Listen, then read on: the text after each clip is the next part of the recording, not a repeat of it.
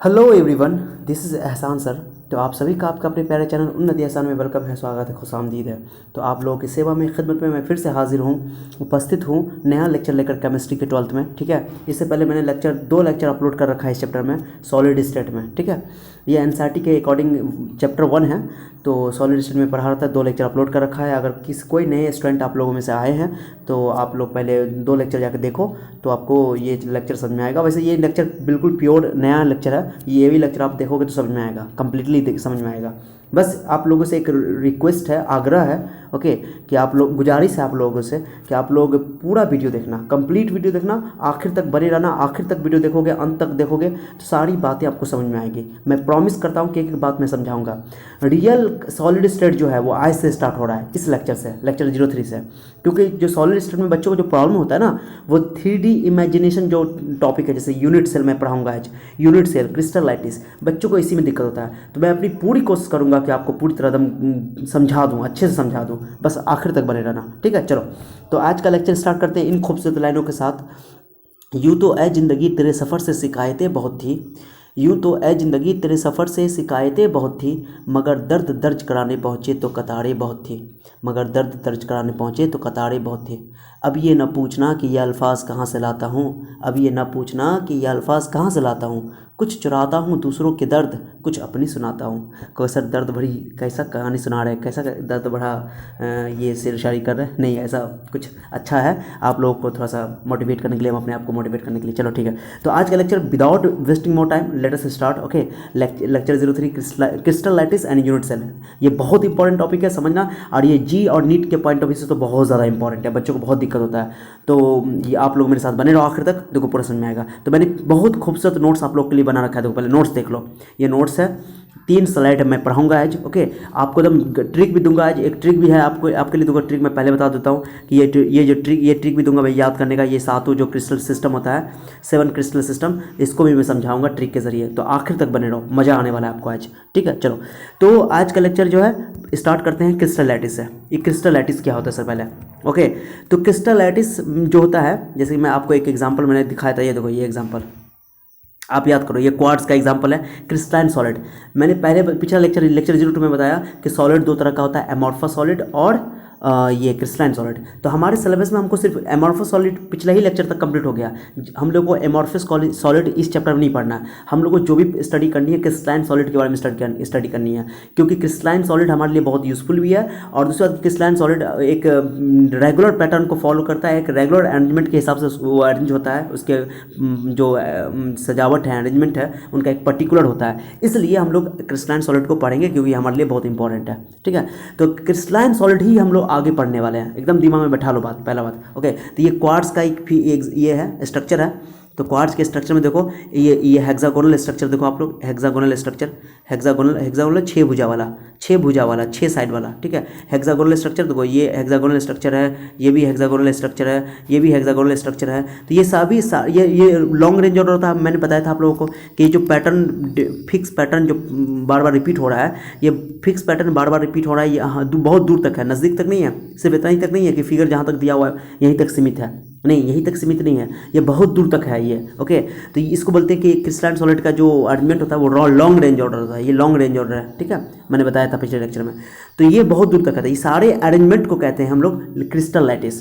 पूरे जो उसके एटम्स हैं या मॉलिक्यूल्स हैं या आयंस हैं, जो कंस्टिट्यूएंट पार्टिकल है क्रिस्टलाइन सॉलिड के, वो एक 3D में अरेंज होते हैं। ठीक है, तो वो जो 3D में अरेंज हैं, उन्हीं अरेंजमेंट को कहते हैं क्रिस्टलाइटिस। पॉइंट क्लियर हो गया आप लोग का? चलो, क्रिस्टलाइटिस। अब मैं अपने इस पे आता हूँ, स्लाइड पे।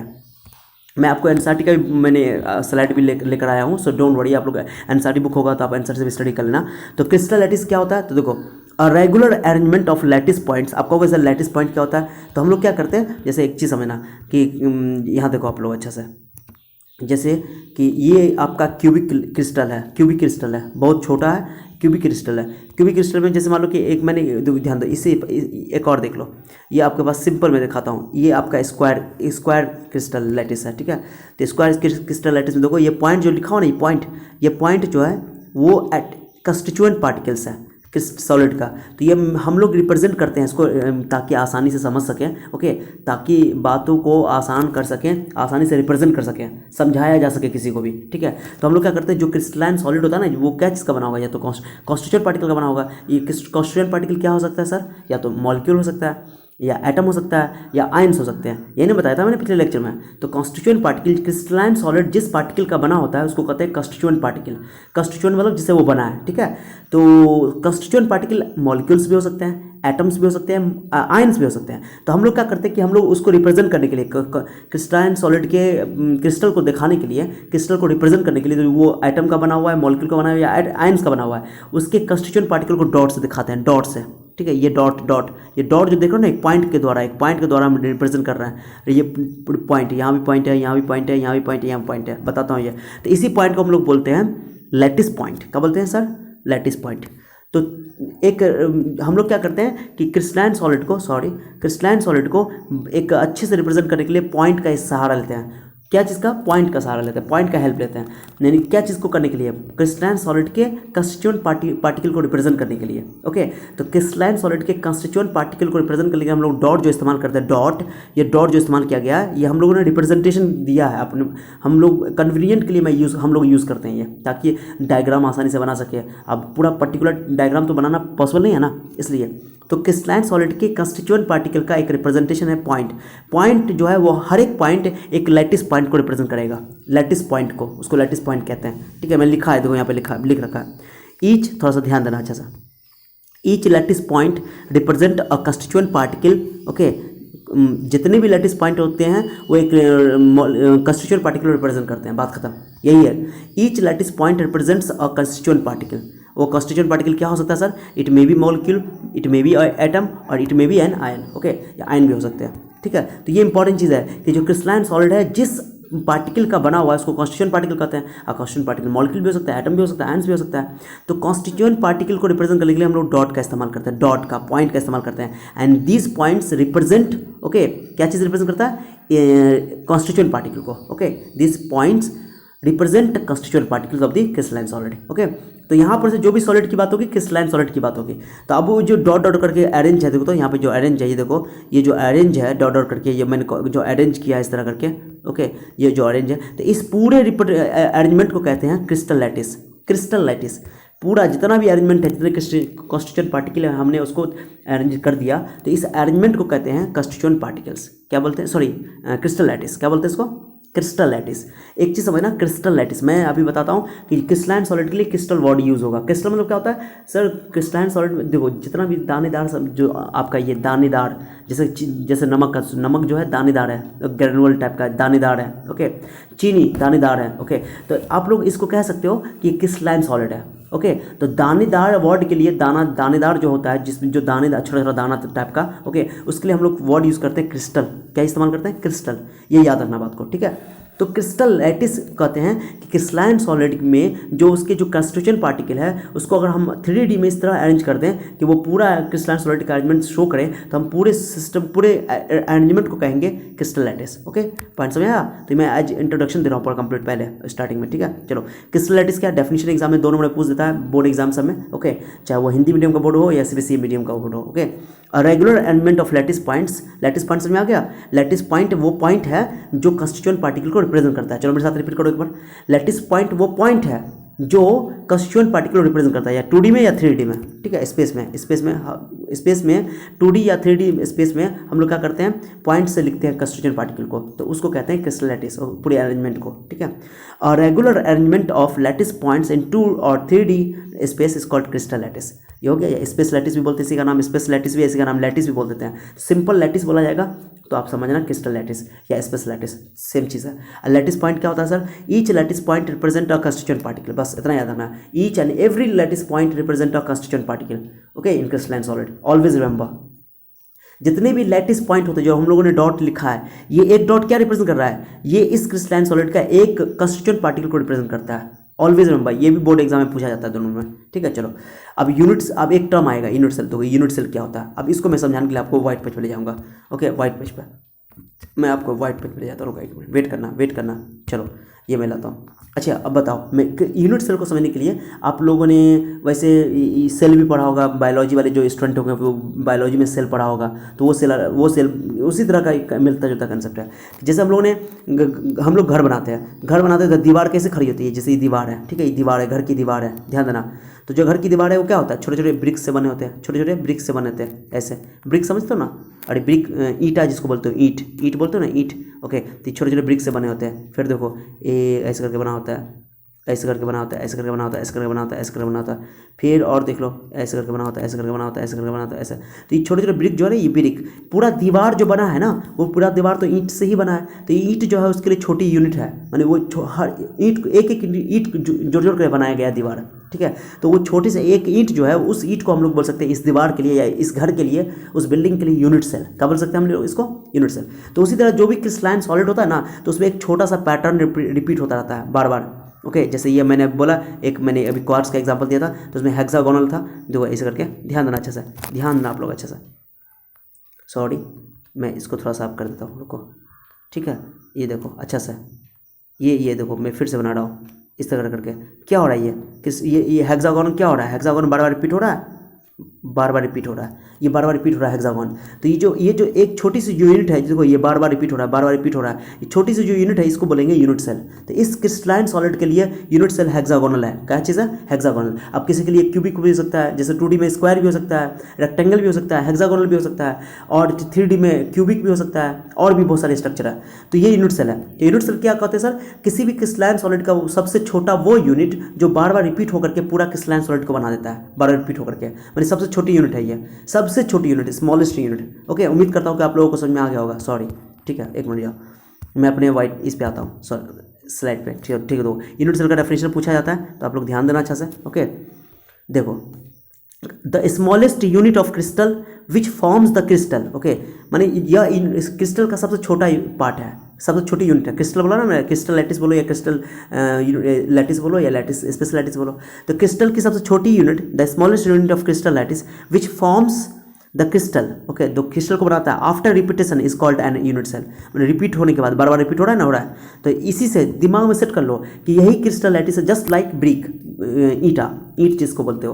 तो ईंट जो है, जैसे दीवार का निर्माण या पूरे बिल्डिंग का निर्माण छोटे छोटे दीवारों से बना हुआ है, दीवार भी ईंट से बना हुआ था। ईंट जो है वो स्मॉलेस्ट पार्ट के लिए, घर के लिए बोला जा सकता है ऐसा। ओके, आई कैन से या we can say. Okay, but यहाँ पर वही उसी तरह, just like that, crystalline solid का एक छोटा छोटा यूनिट होगा, वो छोटा यूनिट 2D भी 3D भी कोई फिगर हो सकता है। ओके, तो वो छोटे से यूनिट को हम लोग बोलेंगे यूनिट सेल, जो कि बार बार रिपीट होगा, वही बार बार रिपीट होने के बाद पूरा क्रिस्टल लैटिस को बनाएगा, ठीक है। तो दिमाग में बैठा लो, the smallest unit of crystal which forms the crystal after repetition, बार बार रिपीट होगा तो ओके, तो पूरे यूनिट, तो उसको बोलेंगे यूनिट सेल, पूरे क्रिस्टल को भी बनाता है, ठीक है। चलो अब एक चीज़ समझना, बहुत इंटरेस्टिंग मैं बता रहा हूँ। ओके, अब देखो, मैं फिर से वाइट पे पाता हूँ, एक नई बात बताता हूँ, तो ध्यान देना आप लोग अच्छा से। मैं वाइट पे पाता हूँ, सॉरी ये सब तो एनसीईआरटी का स्लाइड है। ओके, चलो मैं वाइट पेज पे आता आप बताता हूँ आपको, वेट करो थोड़ा सा। हाँ चलो, मैंने बनाया था फिगर, देखो कैसे बनाया था, मैंने आपको बताया, जैसे मैं बताऊँ, जैसे मेरे पास दीवार है, मैंने उस टाइम में जो एग्जाम्पल लिया था, चलो ध्यान दो। तो एक ये ध्यान देना, ये ब्रिक है पूरा, चलो ये ब्रिक है आपका, ये ब्रिक है, चलो ये ब्रिक है, चलो मैं बना के दिखाता हूँ। ये ब्रिक है, ये ब्रिक है, ये ब्रिक है, ब्रिक मतलब ईंटा, समझ लो ना, ईंटा इस तरह का बना हुआ है।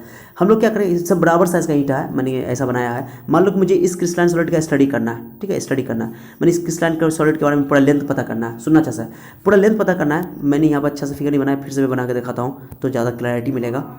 अगर ज़्यादा क्लैरिटी चाहते तो आराम से देखो वीडियो को, हड़बड़ाना नहीं, हड़बड़ाओगे मामला गड़बड़ा जाएगा। चलो ठीक है, चलो मैं देखो बना रहा हूँ, बराबर बराबर अब साइज बना रहा हूँ, चलो ठीक है। चलो तो ये एक ईंट है, तो मान लो कि ये देखो 1 2 3 4 5 5 है, टोटल 5 है। मान लो कि एक का लेंथ 1 सेंटीमीटर है, मान लो 1 सेंटीमीटर है एक का, ओके, एक ईंट का 1 सेंटीमीटर लेंथ है, ठीक है। अब बताओ, अगर एक ईंट का स्टडी हमको लेंथ पता चल जाए, एक ईंट पूरे दीवार में से एक ईंट का हमको यूनिट सेल पता चल जाए, तो क्या उसका लेंथ पता नहीं चलेगा? जो 1 सेंटीमीटर 1 सेंटीमीटर 1 सेंटीमीटर कितना हो जाएगा? 5 सेंटीमीटर। अगर 2 सेंटीमीटर मान लो, 2 सेंटीमीटर, मैं बोलूँ 2 सेंटीमीटर है, मान लो मैं बोलूँ 5 सेंटीमीटर, चलो ध्यान देना, मैं हटा रहा हूँ, ओके चलो ध्यान देना आप लोग। ये मैं बोलूँ कि 5 सेंटीमीटर एक ईंट का लेंथ है, एक ईंट का लेंथ कितना है? 5 सेंटीमीटर, तो पूरे पाँचों कितना हो जाएगा? 25 हो जाएगा, टोटल कितना हो जाएगा?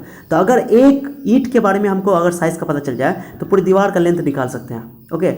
तो हम लोग पूरे दीवार पे स्टडी नहीं करेंगे, मैं जस्ट एकदम एनालॉगस करके पढ़ा रहा हूँ आपको, इस तरह एनालॉगी दे रहा हूँ ताकि आप आसानी से पढ़ सको। ओके, तो एक ईंट के बारे में स्टडी लेंथ हमको पता चल जाएगा तो पूरी दीवार का लेंथ पता चल जाएगा। उसी तरह माने इसको छोटे से ईंट को क्या बोलेंगे, यूनिट सेल बोलेंगे, इसके लिए यूनिट सेल। अगर एक ईंट का चौड़ाई पता चल गया तो पूरी दीवार का चौड़ाई पता चल जाएगा। तो सिंपल बात है कि अगर एक यूनिट सेल के बारे में हमको जानकारी मिल जाए तो हम पूरे क्रिस्टलाइन सॉलिड के बारे में स्टडी कर सकते हैं, पूरे क्रिस्टल के बारे में स्टडी कर सकते हैं। तो हम लोग का फोकस क्या रहेगा बताओ, फोकस ये रहेगा सर, सॉरी, फोकस ये रहेगा हमारा कि हम लोग क्या करेंगे कि किसी भी क्रिस्टल के बारे में स्टडी करना है, किसी क्रिस्टलाइन सॉलिड के बारे में स्टडी करना है तो हम क्या करेंगे, हम लोग उसके यूनिट सेल के बारे में स्टडी करेंगे। यूनिट सेल बहुत इंपॉर्टेंट है साहब, ठीक है। तो यूनिट सेल इसलिए पढ़ा जाता है। तो हम लोग क्या करेंगे कि सिर्फ यूनिट सेल का स्टडी कर लेंगे, पूरे क्रिस्टल का स्टडी हो जाएगा, क्योंकि यूनिट सेल की जो प्रॉपर्टी होगी वही डिसाइड करेगी पूरे क्रिस्टल की प्रॉपर्टी, ठीक है। एक एक बात को गौर सुना, बहुत इंपॉर्टेंट बात बता रहा हूं मैं। ओके, तो एक यूनिट सेल का जो प्रॉपर्टी होगा वही क्रिस्टल सॉलिड का प्रॉपर्टी डिसाइड करेगा। इसलिए हम लोग पूरे क्रिस्टल को स्टडी ना करके सिर्फ यूनिट सेल का स्टडी करेंगे, यूनिट सेल के बारे में पढ़ाई करेंगे, ठीक है, जानकारी लेंगे। तो इसलिए यहाँ पे यूनिट सेल बहुत इंपॉर्टेंट हो जाता है। तो यूनिट सेल के बारे में हम लोग पूरा टोटल पढ़ाई करने वाले हैं। चलो ठीक है, अब कुछ यूनिट सेल, अब ध्यान देना, पूरे क्रिस्टल लैटिस में हर तरह का यूनिट सेल होगा। अब यूनिट सेल 2D में कुछ 2D में जैसे स्क्वायर हो सकता है, देखो कैसा यूनिट सेल होगा। देखो जैसे मैं एग्जांपल दे रहा हूँ, पहले 2D लेता हूँ। देखो 2D में टोटल 5 लैटिस बनता है, 2D में टोटल 5 क्रिस्टल लैटिस बनता है। ये ऑब्जेक्टिव में याद रखना है, एनसीईआरटी में पूछा हुआ क्वेश्चन, एनसीईआरटी का क्वेश्चन है ये। ओके, 2D में कितने लैटिस बनते हैं टोटल सर? बच्चों को सिर्फ याद होता है कि सर टोटल 14 क्रिस्टल लैटिस होता है, उन लोग पढ़ा होगा ब्राबिस लैटिस, तो वह बच्चे को याद रहता है, रट लेता है, और यहाँ 5 छोड़ देता है। तो ये भी पूछा जाता है, इंपॉर्टेंट है। तो 2D कितने लैटिस हैं बताओ? तो 2D क्रिस्टल लैटिस 5 है, टोटल 5। ओके, और उसका जो यूनिट सेल होगा वो कैसे बनेगा, मैंने बोला ना कि यूनिट सेल बार बार रिपीट होगा। तो हम लोग क्या करेंगे कि स्पेस के अंदर जैसे पॉइंट दिखा देंगे, ऐसे करके पॉइंट दिखा देंगे, ऐसे पॉइंट करके दिखा देंगे, तो ये हमारा हो जाएगा क्रिस्टल लैटिस। अब उस पॉइंट को ज्वाइन करेंगे, छोटा जो बनेगा पिक्चर, जो छोटा जो शेप बनेगा उसको हम लोग बोल देंगे यूनिट सेल, ठीक है। चलो अब ध्यान देना, मैं यहाँ पर आपको समझाता था बड़ा करके। एक ऑब्जेक्टिव तो यहाँ से बन गया कि टोटल 2D लैटिस कितना होता है, तो 5 होता है। कैसे होता है बताता हूँ पहले। चलो जैसे मैंने ये बनाया 1 2 3 4 3 3 6 6, ये पॉइंट मैंने दिखा दिया। पॉइंट क्या है सर? लैटिस पॉइंट है। लैटिस पॉइंट क्या रिप्रेजेंट करता है बताओ? कंस्टिट्यूएंट पार्टिकल, एटम या मॉलिक्यूल या आयंस। ओके, तो अब इसमें क्या करते हैं हम लोग, इसको ज्वाइन कर दिया, मैंने इस पॉइंट को ज्वाइन कर दिया, ये ज्वाइन कर दिया। तो देखो इसमें देखो ये स्क्वायर बन गया, 2D में ये स्क्वायर बन गया। स्क्वायर का क्या खास बात होता है सर? देखो ये स्क्वायर का ये लेंथ है, ये विड्थ है, तो लेंथ और विड्थ इक्वल होता है, लंबाई और चौड़ाई इक्वल होता है, लंबाई और चौड़ाई। तो ये स्क्वायर है, जैसे ये स्क्वायर मैंने बनाया, तो ये ए और ये बी। ओके, ये स्क्वायर है, ये इसका इस 2D वाला का इसका यूनिट सेल है, ये स्क्वायर उसका यूनिट सेल है। अब देखो स्क्वायर में देखो तो ए और बी इक्वल होता है, लेंथ और इक्वल होता है। थीटा जो है ये थीटा ए और बी के बीच का एंगल है, this is the angle between A and B, theta is 90 degree. तो जो भी 2D में, मेरी बात समझना आएगा, 2D में कभी भी यूनिट सेल की बात करेंगे हम लोग, 2D में यूनिट सेल की जब हम लोग बात करते हैं तो 2D में 3 चीज़ चाहिए हमको स्टडी करने के लिए। कितनी चीज़ चाहिए? 3 चीज़ें चाहिए 2D में स्टडी करने के लिए। थोड़ा ध्यान देना, मैं बता रहा हूँ बड़ा करके। 2D में स्टडी करने के लिए हम लोग को 3 चीज़ चाहिए, दो साइड चाहिए, एक एंगल चाहिए, बात खत्म। इसको बोलते हैं पैरामीटर। जिसकी वजह से हम लोग स्टडी करते हैं, जिस चीज़ को लेकर के स्टडी करते हैं उसको पैरामीटर कह सकते हैं यहाँ पे। तो 2D में there are 3 parameters are required, okay, for 2D unit cell. 2D unit cell को स्टडी करने के लिए मैंने बताया था अभी कि हम लोग यूनिट सेल को स्टडी करेंगे तो पूरा क्रिस्टल के बारे में स्टडी हो जाएगा आसानी से। ओके, यूनिट सेल ही पूरी प्रॉपर्टी डिसाइड करती है क्रिस्टल सॉलिड की। ओके, क्रिस्टलाइन सॉलिड की। पॉइंट समझ आ रहा है मैं क्या बोल रहा हूँ आप लोगों को? एक एक बात को गौर सुनना, एक एक बात बहुत इंपॉर्टेंट होता है। इसके लिए मैंने बहुत मेहनत किया, आप लोगों के लिए बहुत मेहनत किया।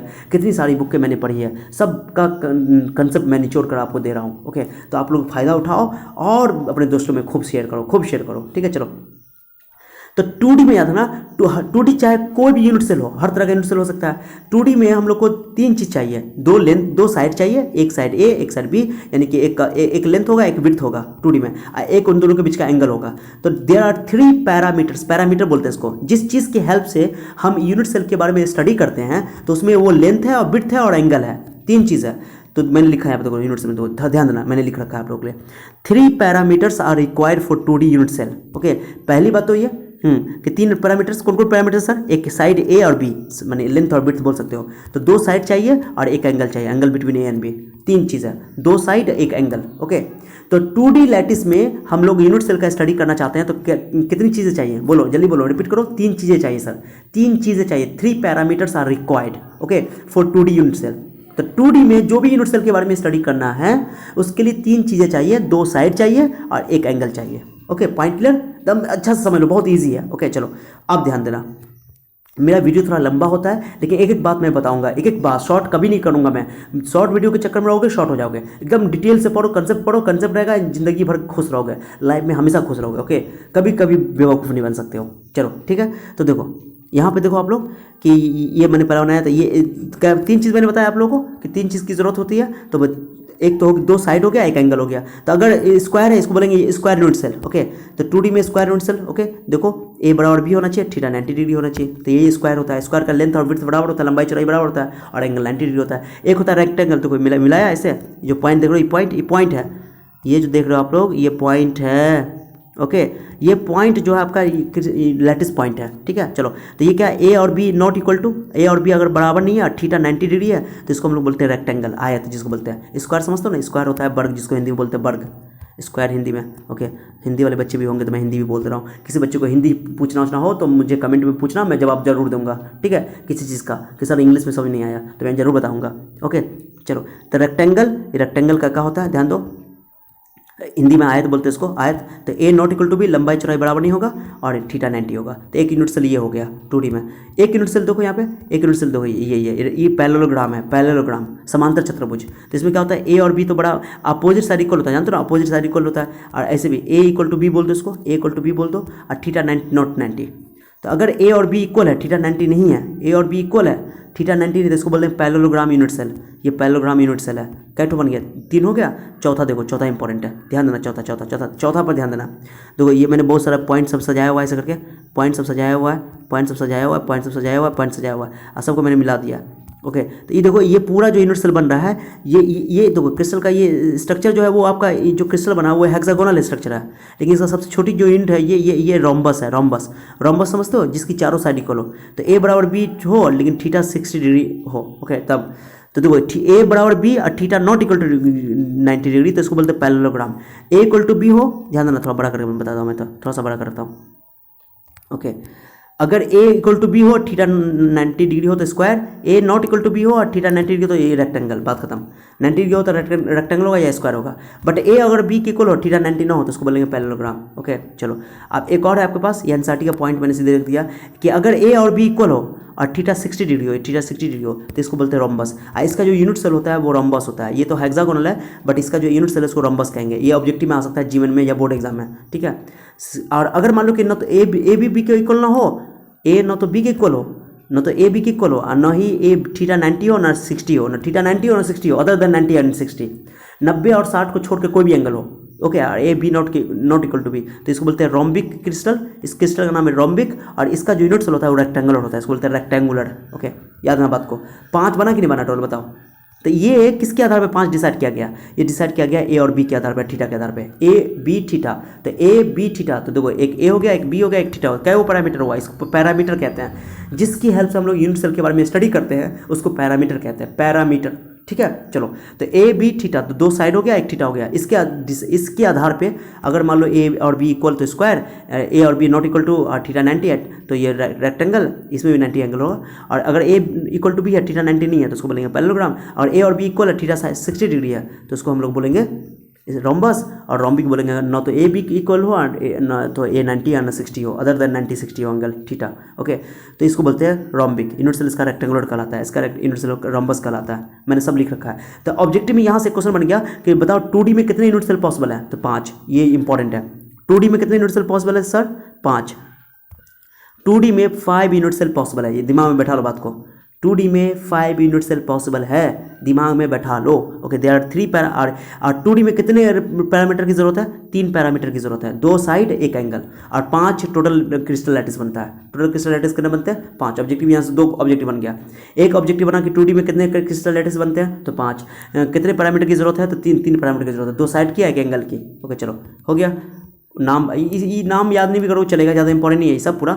ये जी मेन वाले बच्चे और नीट वाले बच्चे सबको याद करेंगे, उनके लिए जरूरत का चीज़ है। वैसे उसमें भी क्वेश्चन नहीं पूछा हुआ है। अब आएगा इंपॉर्टेंट टॉपिक, वो है 3D में। इसको अच्छा समझो, बहुत इंपॉर्टेंट टॉपिक है। यहाँ हमारे पूरे चैप्टर में हम लोग को पूरे चैप्टर में 3D पढ़ना है। 3D में टोटल हम लोग को पढ़ना है 14 ये ब्रेविस लैटिस, 14 टाइप का पढ़ना है। 14 स्ट्रक्चर है, लेकिन 7 ही पढ़ना है, क्रिस्टल लैटिस 7 है और 14 टोटल पढ़ना है। बताऊंगा मैं कैसे होता है। ओके, तो इस 3D में क्या क्या चाहिए, तो 3D में देखो ये थोड़ा ध्यान देना, अभी बहुत मस्त है ये। मैं यह क्यूबिक बना के दिखाया हूँ आपको। देखो ये क्यूबिक, देखो ये क्यूबिक है, क्यूबिक बना तो ना ऐसा करके, देखो मैं बना के दिखाता हूँ, लो ऐसे बना फटाक से, ऐसे करके नहीं 10th क्लास में बनाते थे या do do do do, yes sir मज़ा आ गया, बनाते थे। चलो तो ये दो वर्ष देखो, तो इसके लिए क्या चाहिए, इसके लिए देखो, इसके लिए चाहिए देखो 3D में चाहिए, पहले 3D में याद रखना 14 बनता है क्रिस्टल लैटिस, टोटल कितना बनता है 14 बनता है, दिमाग में सेट कर लो कितना बनता है 14, 2D में बनता है 5 और 3D में बनता है 14। ओके, अब 14 में उसमें क्या, अब कितने पैरामीटर की जरूरत है, तो देखो एक साइड होता है लेंथ जिसको बोलते हो, इसको बोलते हैं लेंथ, इसको विड्थ है, इसको हाइट, लंबाई चौड़ाई ऊंचाई, बोलो लेंथ विड्थ हाइट। मैंने क्यूबिक बनाया, क्यूबिक का एग्जांपल है, क्यूबिक के हेल्प से ही सारा काम बन जाएगा। ओके, तो क्यूबिक समझते हो ना, क्यूब जिसको बोलते हैं घन, जिसको हिंदी में बोलते हैं घन। ओके, तो क्यूबिक के हेल्प से ही सारा चीज़ हम लोग स्टडी कर लेंगे। पूरा हम लोग को यहाँ पर 14 टाइप का पढ़ना है, लेकिन इसमें सबसे ज़्यादा हम लोग को किसके बारे में स्टडी करना, सबके बारे में क्या माने, सबसे ज़्यादा इसी को पढ़ना ही हम लोग को, क्यूबिक यूनिट सेल को ही हम लोग को पढ़ना है, क्यूबिक यूनिट सेल। ओके, तो क्यूबिक यूनिट सेल में पहले देखो, पहले क्या क्या चाहिए, लेंथ विड्थ हाइट। तो लंबाई के लिए ए इस्तेमाल करेंगे, लंबाई के लिए ए, इसको लंबाई बोल दो, इसको चौड़ाई बोल दो, इसको ऊंचाई बोल दो। तो लंबाई के लिए ए, चौड़ाई के लिए बी और ऊंचाई के लिए सी, इस ऊंचाई सी है ये, तो ये लंबाई, ये चौड़ाई, ये ऊंचाई, ठीक है, इसको ऊंचाई बोल सकते हो, ऊंचाई ये वही होगा, ठीक है। तो ए लंबाई, चौड़ाई बी, लेंथ ए, विड्थ बी, हाइट सी। ओके, तो 3 साइड हो गया, और उनके बीच का एंगल देखो, ये गामा देख लो, ए और बी के बीच का एंगल है, ये ए और बी के बीच का, ए और बी के बीच के एंगल को गामा बोलेंगे, और सी और ए के बीच के गामा को बीटा बोलेंगे एंगल को, और बी और सी के बीच के एंगल को अल्फा बोलेंगे, ठीक है। तो ये तरीका है, तो 3 एंगल हो गया, 3 साइड हो गया। तो 3D में जो यूनिट सेल होगा, 3D में जो क्रिस्टल लैटिस बनेगा, उसको, उसके यूनिट सेल को स्टडी करने के लिए हम लोग को कितने पैरामीटर की जरूरत है, 6 पैरामीटर की जरूरत है, 3 साइड और 3 एंगल। Okay, 3 side 3 angle. लेकिन 2D में कितना चाहिए सर, 2D में चाहिए सर, 2D में सिर्फ चाहिए 3 पैरामीटर। कितना पैरामीटर, 3 पैरामीटर, याद मैंने बताया, 2 साइड और 1 एंगल। लेकिन 3D में क्या चाहिए सर, 3D में चाहिए 3 एंगल 3 साइड। ओके, तो मैंने लिखा there are 6 parameters are required for 3D unit cell. Edge lengths are ABC, जो एज भुजा की लंबाई जिसको बोलते हैं, कोण की लंबाई, एज लेंथ्स ABC। एंड अब सुना अच्छे से, ध्यान देना, एक हो गया ए, एक हो गया बी, एक हो गया सी। अब अल्फा बीटा गामा, देखो अल्फा है ना, ये अल्फा जो ए को मार दो, ए को मार दो, बी और सी के बीच का एंगल है। अब बीटा बी के सामने है तो बी को मार दो, तो बी जो है वो ए और सी के बीच का एंगल है। गामा के सामने सी मार दो तो बी, गामा जो है वो ए और बी के बीच का एंगल है। ऐसे करके निकालना, याद करना, ये तरीका ही है, बहुत इंपॉर्टेंट है ये। इसी कन्वेंशन माना गया है। ओके, स्टैंडर्ड बनाया गया है कि अल्फा जो है angle between B and C है, alpha angle between B and C, beta जो है angle between C and A. Okay, और गामा जो है वो एंगल ए एंड बी के बीच का एंगल है। फिगर देखो, फिगर में समझ में आ जाएगा सारी बात। ओके, ध्यान दो, देखो एक गामा देखो, गामा ए और बी के बीच में, बीटा देखो ए और सी के बीच में, अल्फा देखो बी और सी के बीच में, ठीक है। ये एंगल है, ये रूल है, ये दिमाग में सेट कर लो। मैं बता रहा हूँ, फिर से ट्रिक देता हूँ, रुको, ट्रिक देता हूँ, रुको, पहले ध्यान देना। जैसे मैं इसको थोड़ा सा, रुको अभी थोड़ा सा, कहाँ पे बताऊँ, जगह ही नहीं है। चलो यहाँ पर नीचे देखते हैं, देखो ABC, अल्फ़ा बीटा गामा, ऐसे करके। तो अल्फ़ा के सामने ए है, इसको हटा दो, तो अल्फ़ा किसके बीच का एंगल है, बी और सी के बीच का एंगल है। बीटा के सामने बी है, बी को हटा दो, तो बी को हटाओगे तो क्या बचेगा, AC। तो बीटा जो है ए और सी के बीच का एंगल है। और गामा के सामने सी है, सी को हटा दो, तो गामा जो है ए और बी के बीच का एंगल है। याद करने का तरीका देख लो, कितना आसान मिल रहा है आपको, ठीक है। इसलिए मैं कहता हूँ कि एक बात को फॉलो करो। तो 3D में जो यूनिट सेल होता है उसके लिए कितने पैरामीटर की ज़रूरत है, 6 पैरामीटर्स की ज़रूरत है। 3D में जितने भी आपको हम लोग को यूनिट सेल पढ़ने या क्रिस्टल पढ़ने, उस यूनिट सेल के बारे में अगर स्टडी करना है तो मुझे 6 पैरामीटर चाहिए। 3 साइड, एकदम दिमाग में सर बोलो, मेरे साथ रिपीट करो सर, 3 साइड चाहिए और 3 एंगल चाहिए, बात खत्म। एक तीनों साइड का नाम क्या रखा गया, ABC, और तीनों का एंगल का नाम alpha beta gamma. Okay, exam ये क्वेश्चन 2 में पूछा हुआ है, क्वेश्चन बोर्ड एग्जाम में, ठीक है, कि 3D के लिए कौन कौन से पैरामीटर की जरूरत है, तो बोलोगे there are 6 parameters are required for 3D unit cell. Okay, कौन कौन, तो 3 एज लेंथ्स या 3 साइड्स एंड 3 एंगल्स। एंगल क्या, अल्फा क्या sir, angle between B and C, और बीटा क्या sir, angle between C and A, और एंगल गामा क्या sir, angle between A and B. चलो, ये क्यूबिक यूनिट सेल है, क्यूबिक यूनिट सेल है, देखो क्यूबिक यूनिट सेल है ये, ठीक है। अब क्यूबिक यूनिट सेल में आप लोग जानते हो कि तीनों साइड इक्वल होता है। अब ये तीनों के बीच में रिलेशन पढ़ेंगे हम लोग, क्या पढ़ेंगे, रिलेशन के ABC ए बराबर बी बराबर सी होगा, थीटा 90 होगा कि नहीं होगा, अल्फा अगर 90 होगा, बीटा 90 होगा कि नहीं, गामा 90। इसी के आधार पर टोटल हम लोग 14 तरह का पढ़ेंगे, ठीक है, 14 टाइप का, टोटल 14 टाइप का। ओके, उससे 7 टाइप का पढ़ेंगे, 7 टाइप पे फिर उसमें एटम आएगा, एटम या कंस्टिट्यूएंट पार्टिकल के आधार पर हम लोग 14 टाइप करेंगे, बताएंगे अभी कैसे करेंगे वो सब, चिंता मत करो। हो गया, ये हो गया, ये स्लाइड कंप्लीट। ओके, चलो अब मैं बताता हूँ आप लोगों को कौन कौन हम लोग को पढ़ना है। मैं थोड़ा स्ट्रक्चर पे आता हूँ। देखो भैया 7 क्रिस्टल सिस्टम है, देखो भैया 7 क्रिस्टल सिस्टम है, 7 तरह का क्रिस्टल सिस्टम है, आप लोग ध्यान देना चाहिए। ओके, एक है क्यूबिक, ओके, क्यूबिक है, क्यूबिक में क्या होता है क्यूबिक में सर, तो ए बराबर बी बराबर सी, ये सब बताऊंगा, सिखाऊंगा नोड़े। क्यूबिक है, एक पढ़ेंगे ऐसा टेट्रागोनल, एक पढ़ेंगे ऑर्थोरोम्बिक, एक पढ़ेंगे हेक्सागोनल, ये सब यूनिट सेल है, 7 यूनिट सेल टोटल पढ़ना है। 7 क्रिस्टल सिस्टम बोलते हैं इसको। एक हो गया रोम्बोहेड्रल, ये हो गया मोनोक्लिनिक, ये हो गया ट्राइक्लिनिक। सबसे घटिया ट्राइक्लिनिक है, इसका तीनों साइड भी इक्वल नहीं होता है, और तीनों एंगल अल्फा बीटा गामा जो मैंने बताया था, तीनों एंगल 90 भी नहीं होता है, ठीक है।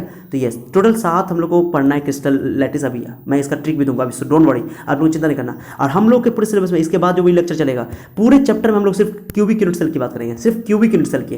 क्यूबिक यूनिट सेल में क्या होगा सर, तो तीनों साइड इक्वल होगा और तीनों एंगल 90 डिग्री होगा, बात खत्म। तो ये सब ट्रिक मैं बताऊंगा अभी, कैसे एंगल के आधार पर। 7 क्रिस्टल सिस्टम बोलते हैं इसको, 7 क्रिस्टल सिस्टम। ओके चलो मैं अपने इस पर आता हूँ, समझ में आ गया। टोटल 7 क्रिस्टल सिस्टम पढ़ना है 3D में। 3D में कितना क्रिस्टल सिस्टम पढ़ना है, 7 क्रिस्टल सिस्टम, ठीक है। पॉइंट क्लियर, कौन कौन नाम बताया मैंने आपको, चलो मैं बताता हूँ आपको, थोड़ा सा ट्रिक भी दूंगा, सो डोंट वरी। पहले देखो यहाँ देखो यहाँ मैंने लिखा है, देखो ट्रिक, देखो ट्रिक ये अभी बता देता मैं आपको, बाद में करेंगे। 7 crystal system, okay 7 crystal system. 14 क्या होता है वो जवाब दूंगा, डोंट वरी। तो मैंने एक ट्रिक बनाया आप लोगों के लिए, देखो नाम याद करने का तरीका, देखो कटोरा है मुँह तेरा, कटोरा है मुँह तेरा, ये आपको नहीं मिलेगा, ये सब ये मैंने बनाया प्योर, ओके। बहुत मेहनत से मैं बनाया हूँ, 2 घंटा बैठ करके, ओके। टॉयलेट में 2 घंटा बैठा हूँ, टॉयलेट में, शौचालय में, ठीक है। शौचालय में 2 घंटा बैठा हूँ और 2 घंटा में मैंने ट्रिक सोचा है आप लोगों के लिए, ठीक है। समझे कि नहीं, 2 घंटा नहीं, 2 घंटा से ज़्यादा ही हो सकता है, मैंने कि पर्टिकुलर नहीं बोलो। तो इस शौचालय में क्यों बैठते हैं हम लोग, शौचालय में ज़्यादा दिमाग काम करता है, नहीं कोई सर आप पागल हो गए क्या करें, आप लोग के लिए सब कुछ करना पड़ता है। तो शौचालय में बैठ जाओ, नाम क्यों रखा गया शौचालय, शौचालय यानी सोचने वाला घर ऐसा नहीं है, लेकिन शौचालय बोल सकते हो, दिमाग ज़्यादा काम करता है उसमें। तो शौचालय में बैठ जाओ, कुछ भी नया चीज़ सर्च करना है, रिसर्च करना, तो विचार करते रहो उस पर और उसको अप्लाई करो करके। तो कटोरा है मुँह तेरा, तुम लोग कहोगे सर कैसे सर हैं, टॉयलेट में बैठते हैं तो देर चलो कोई बात नहीं, कटोरा है मुँह तेरा। नहीं होता कोई लड़की, मैंने कोई लड़का बोलता है, जाता है स्कूल में या कोई कॉलेज में, तो कहता है I love you, I love you. लड़की कहती है मुँह देखा है तुम अपना, आई लव यू बोलते हो, मुँह देखा है, सैंडल उतार दिया, मारना शुरू कर देती है। नहीं जी ऐसा मत करना तुम लोग, ठीक है, गलत बात है, अच्छी बात नहीं है ये, ओके। तो बोलते हैं कि तो लड़की लोग कहती है, बहुत सारे मूवी में तुम लोग देखा होगा कि तुम्हारा मुंह जो है घटिया है, घटिया मुंह है, बेकार मुंह है, मुंह देखा है आईना में कभी, ऐसे बोलते हैं ना, गाली देती है ना लड़की लोग। तो एक गाली के आधार पर ट्रिक मैंने बनाया है, ओके। तो बोलते हैं गुस्सा में आकर बोल दो कटोरा है मुँह तेरा, लड़की बोली कटोरा है मुँह तेरा, कटोरे जैसा तेरा मुंह है और तू आया मुझसे प्यार करने के लिए, ऐसे बोलते हैं लोग सब। तो कटोरे जैसा मुंह है तेरा, यानी इसको बोलेंगे कटोरा है मुंह तेरा, कटोरा है मुँह तेरा। दो कैसे आसान है, कटोरा में सी से स्टार्ट करो, दो मैं ट्रिक बता रहा हूँ, जल्दी ट्रिक याद हो जाएगा। ये ट्रिक आपको कहीं नहीं मिलेगा, ये मेरा प्योर ट्रिक है। कटोरा है मुँह तेरा, तो सी हो गया, टी हो गया, ओ हो गया, आर हो गया, ए हो गया। कटोरा है मुँह तेरा, मुँह तेरा। अब देखो कैसे बोलेंगे, सी से हो जाएगा क्यूबिक, सी से क्या हो गया, देखो इसमें, देखो इसमें सी काम में आएगा, टी काम में आएगा, ओ काम में आएगा, आर काम में आएगा, ए काम में नहीं आएगा, तो मैंने ए को काट दिया, बस सेंटेंस सेट करने के लिए मैंने ए लिख दिया एक्स्ट्रा। बाकी ये देखो ना, एक बार देख लो, बहुत आसान लगेगा, देखो ना, सी हो गया क्यूबिक, टी हो गया टेट्रागोनल, ओ हो गया ऑर्थोरोम्बिक, आर हो गया रोम्बोहेड्रल, एच हो गया हेक्सागोनल, एम हो गया मोनोक्लिनिक, टी हो गया ट्राइक्लिनिक। बात खत्म। देखो टिक मैंने कितना जबरदस्त बना दिया, ठीक है। अब वो मैं लिखा था कटोरा है मुँह तेरा, देखो कटोरा है मुँह तेरा, देखो ध्यान देना। तो पहला मैंने क्या बताया था, आप लोग खुद से देखो दो आपके सामने में, कटोरा है मुँह तेरा, तो सी से हो गया क्यूबिक, ओके, खुद से बना सकते हो, रटना ही नहीं है। टी से हो गया टेट्रागोनल, देखो टेट्रागोनल मैंने लिखा, ओके। उसके बाद ओ से हो गया ऑर्थोरोम्बिक, देखो ऑर्थोरोम्बिक मैंने लिखा, ओके। तीसरा आर हो गया रोम्बोहेड्रल, आर हो गया रोम्बोहेड्रल। उसके बाद ए को हटा दो, ए को लिखना ही नहीं है। एच को देखो, एच को हो गया हेक्सागोनल, ओके। चलो उसके बाद मुँह मतलब मोनोक्लिनिक, एम से स्टार्ट हुआ, टी से स्टार्ट हुआ तो ट्राइक्लिनिक। दो सातों याद हो गए ना, हो गया। देखो कितना आसान है, देखिए कितना अच्छा ट्रिक है, जबरदस्त ट्रिक है कि नहीं, बताओ जल्दी जल्दी बताओ। ट्रिक अच्छा लगा होगा तो लाइक करके जाना जरूर, ठीक है, प्योर मेरा बनाया हुआ है। तो सी हो गया क्यूबिक, टी हो गया टेट्रागोनल, हो गया ओ हो गया ऑर्थोरोम्बिक, आर हो गया रोम्बोहेड्रल। ए से कुछ नहीं होता है, ए को हटा दो। ए हो गया, एच हो गया आपका हेक्सागोनल, एम हो गया मुंह मतलब मोनोक्लिनिक, और टी हो गया ट्राइक्लिनिक। बात खत्म। 7 क्रिस्टल सिस्टम याद हो गया, रटना ही नहीं है इसको। तो cubic, trigonal, okay, orthorhombic, rhombohedral, hexagonal, monoclinic, triclinic, रटने की जरूरत नहीं है, बात खत्म। और उसका हो गया। अब याद करेगा ट्रिक बताता हूँ, चिंता मत करो। आपकी क्यूबिक में क्या है ध्यान देना, क्यूबिक में क्या है सर, तो क्यूबिक में तीनों साइड इक्वल होता है, तीनों साइड रिलेशन देखो, ये सब जी में एक क्वेश्चन पूछा हुआ है इस पर, नीट और जी में सीधे ये रिलेशन पूछ देगा आपको, तो आपको ये रटना पड़ेगा। कितना टीचर इससे रटवाते हैं, रटना है ही नहीं, मैं बहुत ईजी ट्रिक बता रहा हूँ आपको, बहुत आसान है ये, ठीक है, समझो अच्छा से। देखो क्यूबिक हो गया, क्यूबिक के लिए तीनों साइड इक्वल होता है और तीनों एंगल 90 डिग्री होता है। ओके, ये सब बताऊंगा अभी रुको, थोड़ा वेट करो, बताने वाला हूँ। इधर वाला देख लो पहले, क्यूबिक हो गया, तीनों साइड इक्वल, तीनों एंगल इक्वल है 90 डिग्री, तीनों एंगल इक्वल भी है 90 डिग्री भी है, तो क्यूबिक हो गया। याद करेंगे दो लिखने का तरीका देखो, मैं कितना जबरदस्त सिखाता हूँ आपको, देखो ध्यान देना आप लोग।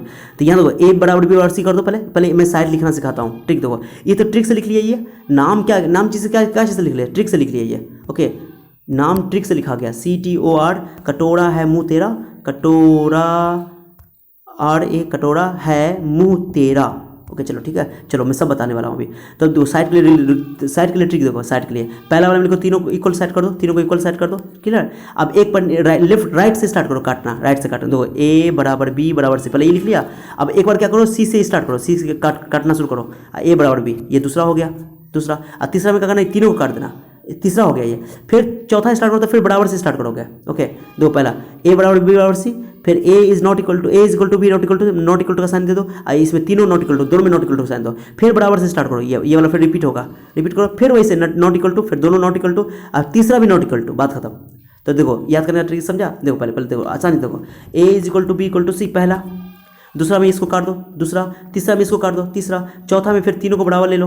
ओके, ये फिर इसको काट दो, पाँचवा, ये छठा, सातवां भी नॉट इक्वल टू, बस हो गया। कितना आसान है बताओ, याद करना आसान है कि नहीं, समझे कि नहीं समझे, जल्दी बताओ। आप लोग समझ में आ गया, ओके समझ में आ गया होगा, बहुत अच्छा से, आप लोग बहुत समझदार हो, ठीक है। तो तीनों साइड देखो कितना आसान है, तीनों को लिखना आसान है कि नहीं है। तो तुमको ये साइड रिलेशन पूछेगा, ये बहुत इंपॉर्टेंट है, एग्जाम में आता है। ओके, तो A equal to B equal to C, A equal to B not equal to C, not equal to C, दोनों नॉट इक्वल, ये तीनों इक्वल, फिर यहाँ से तार दो, स्टार्ट कर दो, फिर एक काटना शुरू करो, फिर दूसरा नॉट इक्वल, और फिर तीसरा भी, सातवां भी सेम हो जाएगा, ठीक है। चलो अब कहोगे सर ये तो साइड का ट्रिक तो दे दिया, साइड का भी ट्रिक हो गया, साइड याद हो गया, कैसे बोला मैंने, फिर से बोलो। पहला हो जाएगा A equal to B equal to C, ये हो गया क्यूबिक का, A equal to B equal to C, ये हो गया आपका टेट्रागोनल का। ओके, ये एक और कर दो, तो ये हो गया आपका ऑर्थोरॉम्बिक का। ओके, फिर दो ऑर्थोरॉम्बिक तक हो गया, फिर A बराबर B बराबर C करो, तो ये हो गया आपका इसका रोम्बोहेड्रल का, रोम्बोहेड्रल दो नहीं, चौथा रोम्बोहेड्रल है, ठीक है। उसके बाद एक काट दो तो हेक्सागोनल, फिर इसको भी काट दो तो आपको हो जाएगा मोनोक्लिनिक। एक बार और काट दो, इसी को दोबारा लिख दो लास्ट में ये ट्राइक्लिनिक। ओके, क्लियर हो गया। अब एंगल के लिए ट्रिक देखो, एंगल के लिए मैं एंगल के लिए बता रहा हूँ आपको, देखो एंगल के लिए देखो, अल्फा बीटा गामा, देखो यहाँ देखो ना, अल्फा बीटा गामा लगातार 4 इक्वल करो, लगातार 4 इक्वल करो, बात खत्म, लगातार 4 इक्वल करो। और तीन ठो में देखो 90 इक्वल है, चौथा में 90 नॉट इक्वल टू, बस हो गया। ट्रिक रटना ही नहीं है इसको, लगातार देखो लगातार 4 इक्वल है अल्फा बीटा गामा, और तीन में स्टार्टिंग में 3 90 के इक्वल है, और चौथा में 90 के नॉट इक्वल है, मैंने अल्फा बीटा गामा तो बराबर है लेकिन 90 नहीं है। ओके, रोम्बोहेड्रल के लिए, ठीक है, याद रखना बात को, ठीक है। अब बच गया कौन, देखो अब उसके बाद ये 4 को तो याद हो गया, 4 याद हो गया, कैसे हुआ देखो बता दो, अल्फा बीटा गामा, ये हो गया पहला, अल्फा ये पहला हो गया, ध्यान देना अच्छे से। चलो ये पहला हो गया 90, ये पहला हो गया, दूसरा भी यही हो गया, तीसरा भी यही हो गया, चौथा भी यही होगा, सॉरी पहला भी यही होगा, दूसरा भी यही होगा, तीसरा भी यही होगा, और चौथा के लिए नॉट इक्वल टू 90 कर देना। तो तीनों में देखो लेना है, देखो पहला दूसरा तीसरा चौथा में तीनों में 90 अल्फा बीटा गामा बराबर है, लेकिन स्टार्टिंग का 3 90 के इक्वल है, अब ये चौथा जो है नॉट इक्वल टू 90 है। दो खुद से बना सकते हो अगर ध्यान से देख रहे हो तो। उसके बाद पाँचवा देखो, पाँचवा छठा बाद में बताएंगे, पाँचवा छठा के बारे में बाद में बताते हैं। ट्राइक्लिनिक सबसे बेकार है, ट्राइक्लिनिक कैसे आता है, सबसे बेकार है, इसका तीनों साइड भी इक्वल नहीं होता है, तीनों एंगल भी इक्वल नहीं होता है, और तीनों एंगल भी इक्वल नहीं है और 90 भी नहीं है, तीनों एंगल भी इक्वल नहीं होता है और 90 भी नहीं होता है। मोनो ट्राइक्लिनिक बोलते हैं इसको, ट्राइक्लिनिक। सबसे अच्छा क्यूबिक है, अपना सबसे अच्छा पार्टनर कौन है, क्यूबिक सबसे अच्छा है, सबसे मोस्ट सिमेट्रिकल है ये, इसको बोलते हैं क्यूबिक को बोलते हैं, cubic is most symmetrical unit cell. Okay, cubic most symmetrical है, सबसे अच्छा यही है, तीनों साइड भी इक्वल है, तीनों एंगल भी इक्वल है, 90 डिग्री भी है, ठीक है, तो इसको हम लोग क्यूबिक बोलते हैं, ठीक है। और ट्राइक्लिनिक सबसे बेकार है, इसको बोलेंगे most unsymmetrical. Okay, most unsymmetrical, तीनों साइड भी इक्वल नहीं है, तीनों एंगल भी इक्वल नहीं है, 90 भी नहीं है, तो हो गया, ये तो बहुत आसानी से याद हो गया। तो स्टार्टिंग का 4 याद हो गया और लास्ट में 7वां भी याद हो गया। ये अनसिमेट्रिकल ट्राइक्लिनिक के बारे में याद रखना बात को, triclinic is the most unsymmetrical unit cell, और cubic is the most symmetrical unit cell. Okay, तीनों साइड भी इक्वल है, तीनों साइड एंगल भी इक्वल है, 90 भी है, बट यहाँ पर देखो ट्राइक्लिनिक में क्या, तीनों साइड भी इक्वल नहीं है, जैसे माचिस का होता है ना, माचिस का डिब्बी जो होता है, माचिस का बॉक्स जो होता है वो ट्राइक्लिनिक होता है, ठीक है, तीनों साइड भी इक्वल नहीं है और माचिस नहीं बोल सकते हो, माचिस में तो एंगल 90 डिग्री हो जाता है, तो वो हो जाएगा आपको माचिस वाला हो जाएगा ऑर्थोरॉम्बिक, ये वाला। ओके, ऑर्थोरॉम्बिक, माचिस ऑर्थोरॉम्बिक का एग्जांपल है। ओके, माचिस ना होता है माचिस का डिब्बी, वो ऑर्थोरॉम्बिक का एग्जांपल है। तीनों साइड भी इक्वल नहीं होता और उसका तीनों एंगल 90 डिग्री होता है, क्यूबॉइड टाइप का, ठीक है, इसलिए ऑर्थोरॉम्बिक का एग्जांपल है माचिस, ठीक है। मैच बॉक्स, ठीक है। चलो, तो ट्राइकिलिंग में क्या बोला मैंने, ट्राइकिलिंग में तीनों इक्वल भी नहीं है, तीनों एंगल भी इक्वल नहीं है, तीनों साइड भी इक्वल नहीं है, तीनों एंगल भी इक्वल नहीं है, 90 भी नहीं है सब। तो चार स्टार्टिंग का चार तो याद हो ही गया सर, चार में अल्फा बीटा गामा बराबर है, अल्फा बीटा गामा बराबर, अल्फा सब में बराबर है। तो स्टार्टिंग का 3 में 90 के इक्वल है, चौथा में 90 के इक्वल नहीं है, और लास्ट वाला तो 7 याद हो गया। अब सुनो, हेक्सागोनल देखो, हेक्सागोनल 6 भुजा वाला हेक्सागोनल। तो हेक्सा देखो, इसमें क्या करना, ये दो को याद करना पड़ेगा। कैसे याद करोगे, तो एक बार अल्फा बीटा लिखो, एक बार अल्फा गामा लिखो, एक बार अल्फा बीटा लिखो, एक बार अल्फा गामा लिखो, बहुत आसान है। Alpha beta alpha gamma, okay. तो पहला में लिखना अल्फा बीटा अल्फा गामा, देखो 5वां नंबर में alpha beta alpha gamma, alpha beta alpha gamma. तो अल्फा बीटा 90 के इक्वल है, तो गामा 120 डिग्री हो जाएगा हेक्सागोनल में। हेक्सागोनल में 120 होता ही है, देखो ऐसे करके, देखो हेक्सागोनल में बना रहा हूँ, 3D नहीं बना रहा हूँ मैं, आपको समझाने के लिए स्ट्रक्चर दे रहा हूँ। तो याद है ना कि जैसे ये जो एंगल होता है ना, ये बोल सकते हो कि 120 डिग्री है, ठीक है, 120 डिग्री है, ऐसा बोल सकते हो 120 डिग्री। ओके, चलो, तो देखो अल्फा बीटा 90 डिग्री है, अल्फा बीटा 90 डिग्री है, और गामा 120 डिग्री है, ठीक है। इसमें क्या अल्फा बीटा ले लियो, तो अल्फा गामा ले आप, अल्फा के साथ बीटा को ले लो, एक बार अल्फा को गामा के साथ लो, तो अल्फा गामा 90 डिग्री है, but beta not equal to 90 degree, बात खत्म। ओके, देखो एक 5वां छठा याद करने के लिए, 5वां छठा देखो, अल्फा बीटा ले लो, अल्फा गामा ले लो, ये हो गया हेक्सागोनल का। तो हेक्सागोनल में 90 दे दो इससे करके, और गामा 120 डिग्री दे दो, क्योंकि 120 हेक्सागोनल में 120 डिग्री होता है। और इसमें alpha beta is equal to gamma कर दो, और 90 कर दो, 90 कर दो। अब beta is not equal to 90, बात खत्म, बीटा बच गया ना, बीटा नॉट 90, ये हो गया आपको मोनोक्लिनिक का। ओके, समझाया, ये थोड़ा ट्रिक समझो। फिर एक बार रिपीट कर रहा हूँ मैं, तीनों साइड वाला तो सात साइड याद होगा साइड वाला, देखो क्यूबिक का तीनों साइड इक्वल, एक नॉट इक्वल टू, दोनों नॉट इक्वल टू, तीनों इक्वल टू, एक नॉट इक्वल टू, दोनों नॉट इक्वल टू, दोनों नॉट इक्वल टू। सेवन ये लिखना बहुत आसान है, मैंने आपको समझाया कि एक एक नॉट इक्वल टू काटते जाओ, एक बार दो बार, एक बार फिर से स्टार्ट करो, फिर काटो, फिर दोनों काटो, फिर दोनों काटिए, लास्ट में दोबारा रिपीट हो जाएगा ये। ओके, इसमें 4 को तो स्टार्टिंग का तो एंगल बराबर है, तीनों एंगल बराबर है, बस स्टार्टिंग के 3 में 90 इक्वल है, और चौथा में 90 इक्वल नहीं है। 5वां तो बिल्कुल याद रहेगा, कभी 7वां नंबर 7 नंबर ट्राइकिलिंग, ये तो कभी भूलेगा नहीं। 7 नंबर सबसे घटिया है, सबसे घटिया है। Alpha not equal to beta not equal to gamma is not equal to 90 degree. But 5वां छठा कैसे याद रखोगे, अल्फा बीटा ले लो, हेक्सागोनल मोनोक्लिनिक, और अल्फा गामा ले लो, अल्फा के साथ बीटा की सेटिंग करवाओ, अल्फा के साथ गामा की, तो अल्फा बीटा 90 डिग्री लिखो। अब बीटा अल्फा बीटा ले ली तो गामा बचा, तो गामा हेक्सागोनल में याद ना 120 डिग्री, हेक्सागोनल 120 डिग्री से, अल्फा गामा 90 है, अब बीटा बच गया तो बीटा लिख दो नॉट 90 हो गया, नॉट 90 हो गया, याद हो गया, बहुत आसान है, 2-3 बार लिखो, प्रैक्टिस हो जाएगा। तो ये एग्जाम में सीधे ये रिलेशन पूछ देगा। कैसे पूछता क्वेश्चन जानते हो, देखो कैसे क्वेश्चन दे देगा तुम मुझे, जैसे मान लो बोलेगा A is equal to B equal to C, alpha beta gamma, या not equal to alpha beta gamma is equal to 90 degree, ऐसे दिया हुआ है। सिंपल सा क्या चीज़ है, बोलेगा कौन सा यूनिट सेल है, तो ऑर्थोरॉम ये टेट्रागोनल, देखो ना टेट्रागोनल पर में।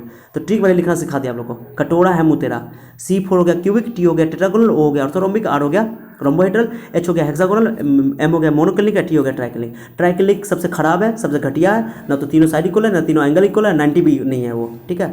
समझ आ गया बात को। हम लोग को जितना भी पढ़ना है सब क्यूबिक पढ़ना है, क्यूबिक तीनों साइड भी इक्वल और तीनों एंगल भी इक्वल है 90, क्यूबिक के बारे में ही स्टडी करना है पूरा। लेकिन इस टेबल को याद करना बहुत आसान ट्रिक मैंने बताया, नहीं समझ आया तो फिर से एक बार देख लो। इस पर आता हूँ मैं दोबारा, चलो अगले पेज पे आते हैं हम लोग, ठीक है। तो ये तो हो गया।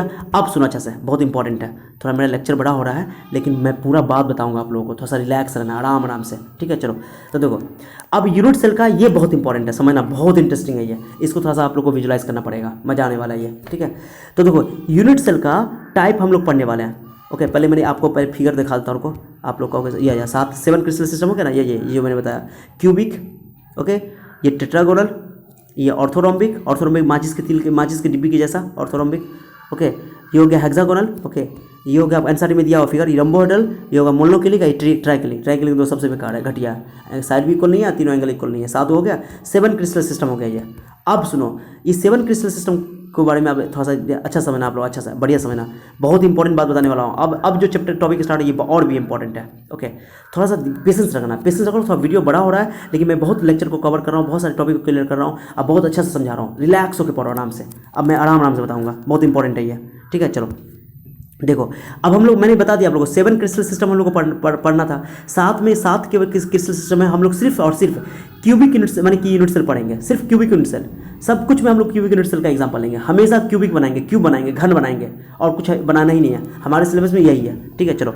तो यूनिट सेल जो है एटम के, आप देखो मान लो मेरी बात सुनो कि मैंने क्यूबिक यूनिट सेल बनाया, ध्यान देना अच्छे से। मैं तुमको थोड़ा व्हाइट पेज पे ले जाता हूँ, ठीक है, व्हाइट पेज पे ले जाता हूँ, थोड़ा वेट करो, थोड़ा सा वेट कर लो, व्हाइट पेज पे। देखो मैंने क्यूबिक सेल बनाया, ध्यान देना अच्छे से। ये बनाया क्यूबिक, लो क्यूबिक यूनिट सेल ही बनाना है, ये क्यूबिक मैंने बना दिया, लो क्यूबिक बना दिया। ओके, ध्यान देना। अब बताओ एटम कहाँ कहाँ हो सकता है? एटम इसके कॉर्नर पे हो सकता है, कॉर्नर पे, चारों कॉर्नर पे हो सकता है, चारों कॉर्नर पे एटम हो सकता है। एटम यानी या मॉलिक्यूल या आयंस, कोई भी कंस्टिट्यूएंट पार्टिकल जो बना है। अरे ये वो यूनिट सेल है ना, तो क्रिस्टल सेल मैंने बताया था ना कि उसके हर एक कॉर्नर पे एटम हो सकता है, यानी कि यूनिट सेल का स्टडी करेंगे तो हम लोग को पूरा क्रिस्टल का स्टडी कर पाएंगे। तो मान लो कि एटम या कंस्टिट्यूएंट पार्टिकल, या चाहे वो क्रिस्टलाइन सॉलिड एटम का बना होगा, या आयन का बना होगा, या मॉलिक्यूल का बना होगा, जनरली आयंस का या एटम का बना होगा। ठीक है, तो एटम इसके कॉर्नर पे हो सकता है। अगर सिर्फ उसके कॉर्नर पे है, सिर्फ उसके कॉर्नर पे है, ओके, तो उसके कॉर्नर पे रहेगा, तो देखो 8 कॉर्नर पे है, तो इसको बोलते हैं simple cubic unit cell. Simple cubic, इसको प्रिमिटिव भी बोलते हैं, प्रिमिटिव, ये सिंपल है, प्रिमिटिव यानी कि एटम के पोजीशन के आधार पे, कंस्टिट्यूएंट पार्टिकल के पोजीशन के आधार पे हम लोग 14 तरह का पढ़ेंगे अभी, 14 टाइप का। ओके, 14 टाइप का हम लोग यूनिट सेल पढ़ने वाला है। यूनिट सेल 4 टाइप का पढ़ना है हम लोग, अभी 2 टाइप का पहले पढ़ लेते हैं। प्रिमिटिव, अभी चिंता मत करो, 14 नंबर का 14 टाइप कैसे होगा बताऊंगा मैं। ओके, तो ये इसका कंस्टिट्यूएंट पार्टिकल उसके कॉर्नर पे सिर्फ है, उसके कॉर्नर पे सिर्फ रहेगा, सिर्फ कॉर्नर पे है उसके। अगर क्यूबिक यूनिट सेल की बात कर रहा हूँ हम लोग, ओके, अगर कंस्टिट्यूएंट पार्टिकल सिर्फ और सिर्फ उसके कॉर्नर पे रखा हुआ है, कॉर्नर पे, इसके कोना पे रखा हुआ है, ओके, तो इसको हम लोग बोलते हैं primitive unit cell, primitive unit cell या simple cubic unit cell, simple cubic unit cell, simple cubic unit cell, simple बोल सकते हो, बहुत आसान भाषा में सिंपल बात है। नहीं बोलते हो ना दीदी दीदी कौन कोना, नहीं तुम लोग खेले हुए हो। कोना मतलब कोर, जिसको हम लोग बोलते हैं ये इंग्लिश बोलते हैं कॉर्नर। ठीक है, तो अगर सिर्फ कॉर्नर पे कंस्टिट्यूएंट पार्टिकल रखा हो तो उसको प्रिमिटिव यूनिट सेल बोलेंगे, प्रिमिटिव यूनिट सेल। ओके, चलो यार मैं फिगर अप आता हूँ, सॉरी कहाँ चला गया मैं। हाँ, एक मिनट रुक जाओ। हाँ, ये थोड़ा स्लाइड देखो, अच्छा सा बढ़िया सा स्लाइड देखना, बहुत बढ़िया से मैं समझाऊंगा, अभी चिंता नहीं करो। तो इसको बोलते हैं सिंपल क्यूबिक, तो मैंने लिखा types of unit cell based on constituent position of constituent particles. Okay, constituent particle के पोजीशन के आधार पे, ओके, पोजीशन के आधार पे हम लोग टाइप्स यूनिट सेल का टाइप पढ़ रहे हैं। यूनिट सेल का टाइप, क्रिस्टल सिस्टम हम लोग 7 तरह का पढ़ लिया, 7 तरह का क्रिस्टल सिस्टम।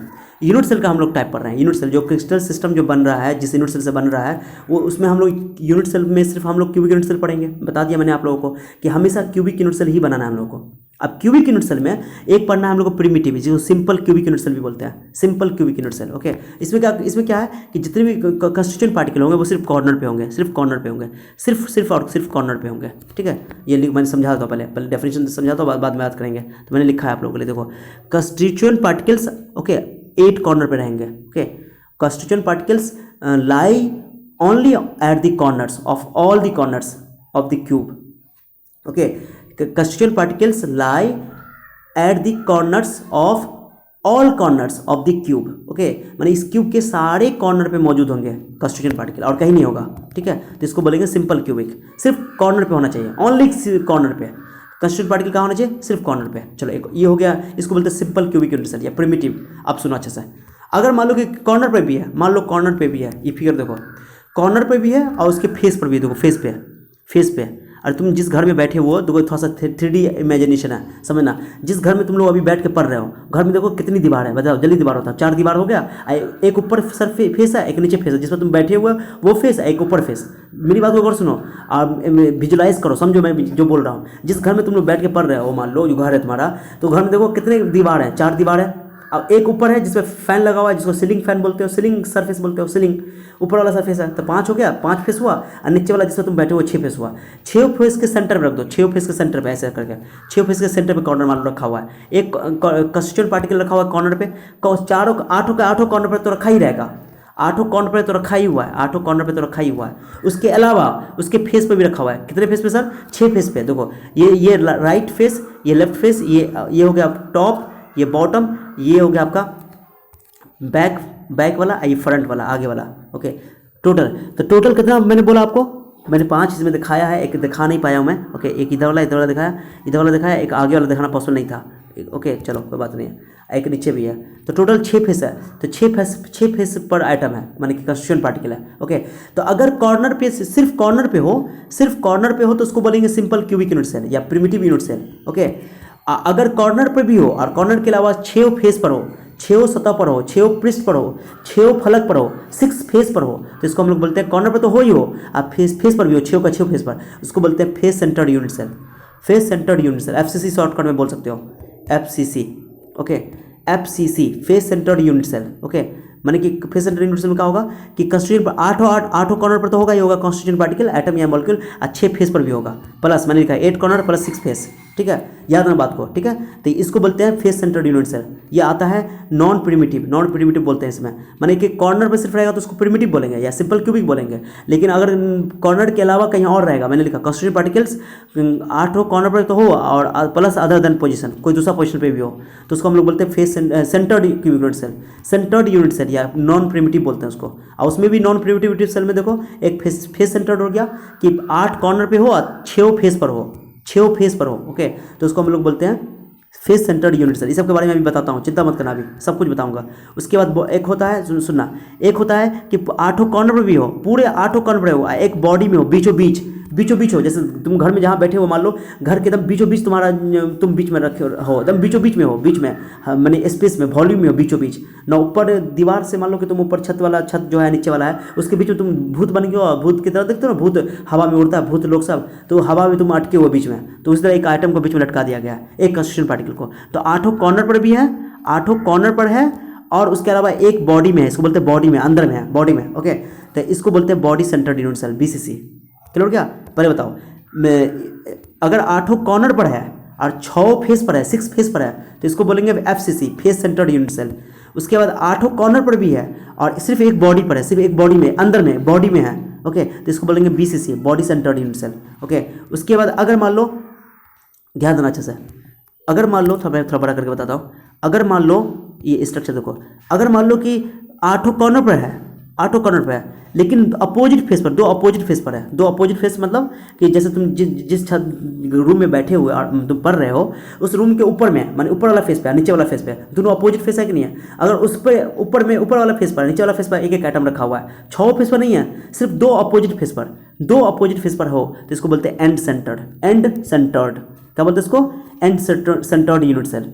आपका सर छत्ते वाला पे होगा नहीं, माने कि तुम कोई भी 2 फेस, अपोजिट फेस, कोई भी 2 अपोजिट फेस पर हो, 6 फेस पर नहीं होना चाहिए, सिर्फ 2 फेस पर होना चाहिए, वो भी अपोजिट फेस पर। ठीक है, तो इसको बोलते हैं body centred unit, sorry end centred unit cell, end centre, end. Okay, चलो, कभी कभी क्या होता है कि एज, वो अभी बात करते हैं, 3 हो गया, पहले ध्यान दो, बताओ ये क्या हो गया? सिंपल क्यूबिक यूनिट सेल, सिर्फ कॉर्नर पे होगा, मेरे साथ रिपीट करो, सिर्फ कॉर्नर पे होगा सर, तो उसको बोलेंगे सिंपल क्यूबिक यूनिट सेल। ठीक है, चलो, उसके बाद अगर मान लो कि कॉर्नर पे भी हो और सारे फेस पर हो, 6 फेस पर हो, तो इसको बोलेंगे face centred unit cell, FCC.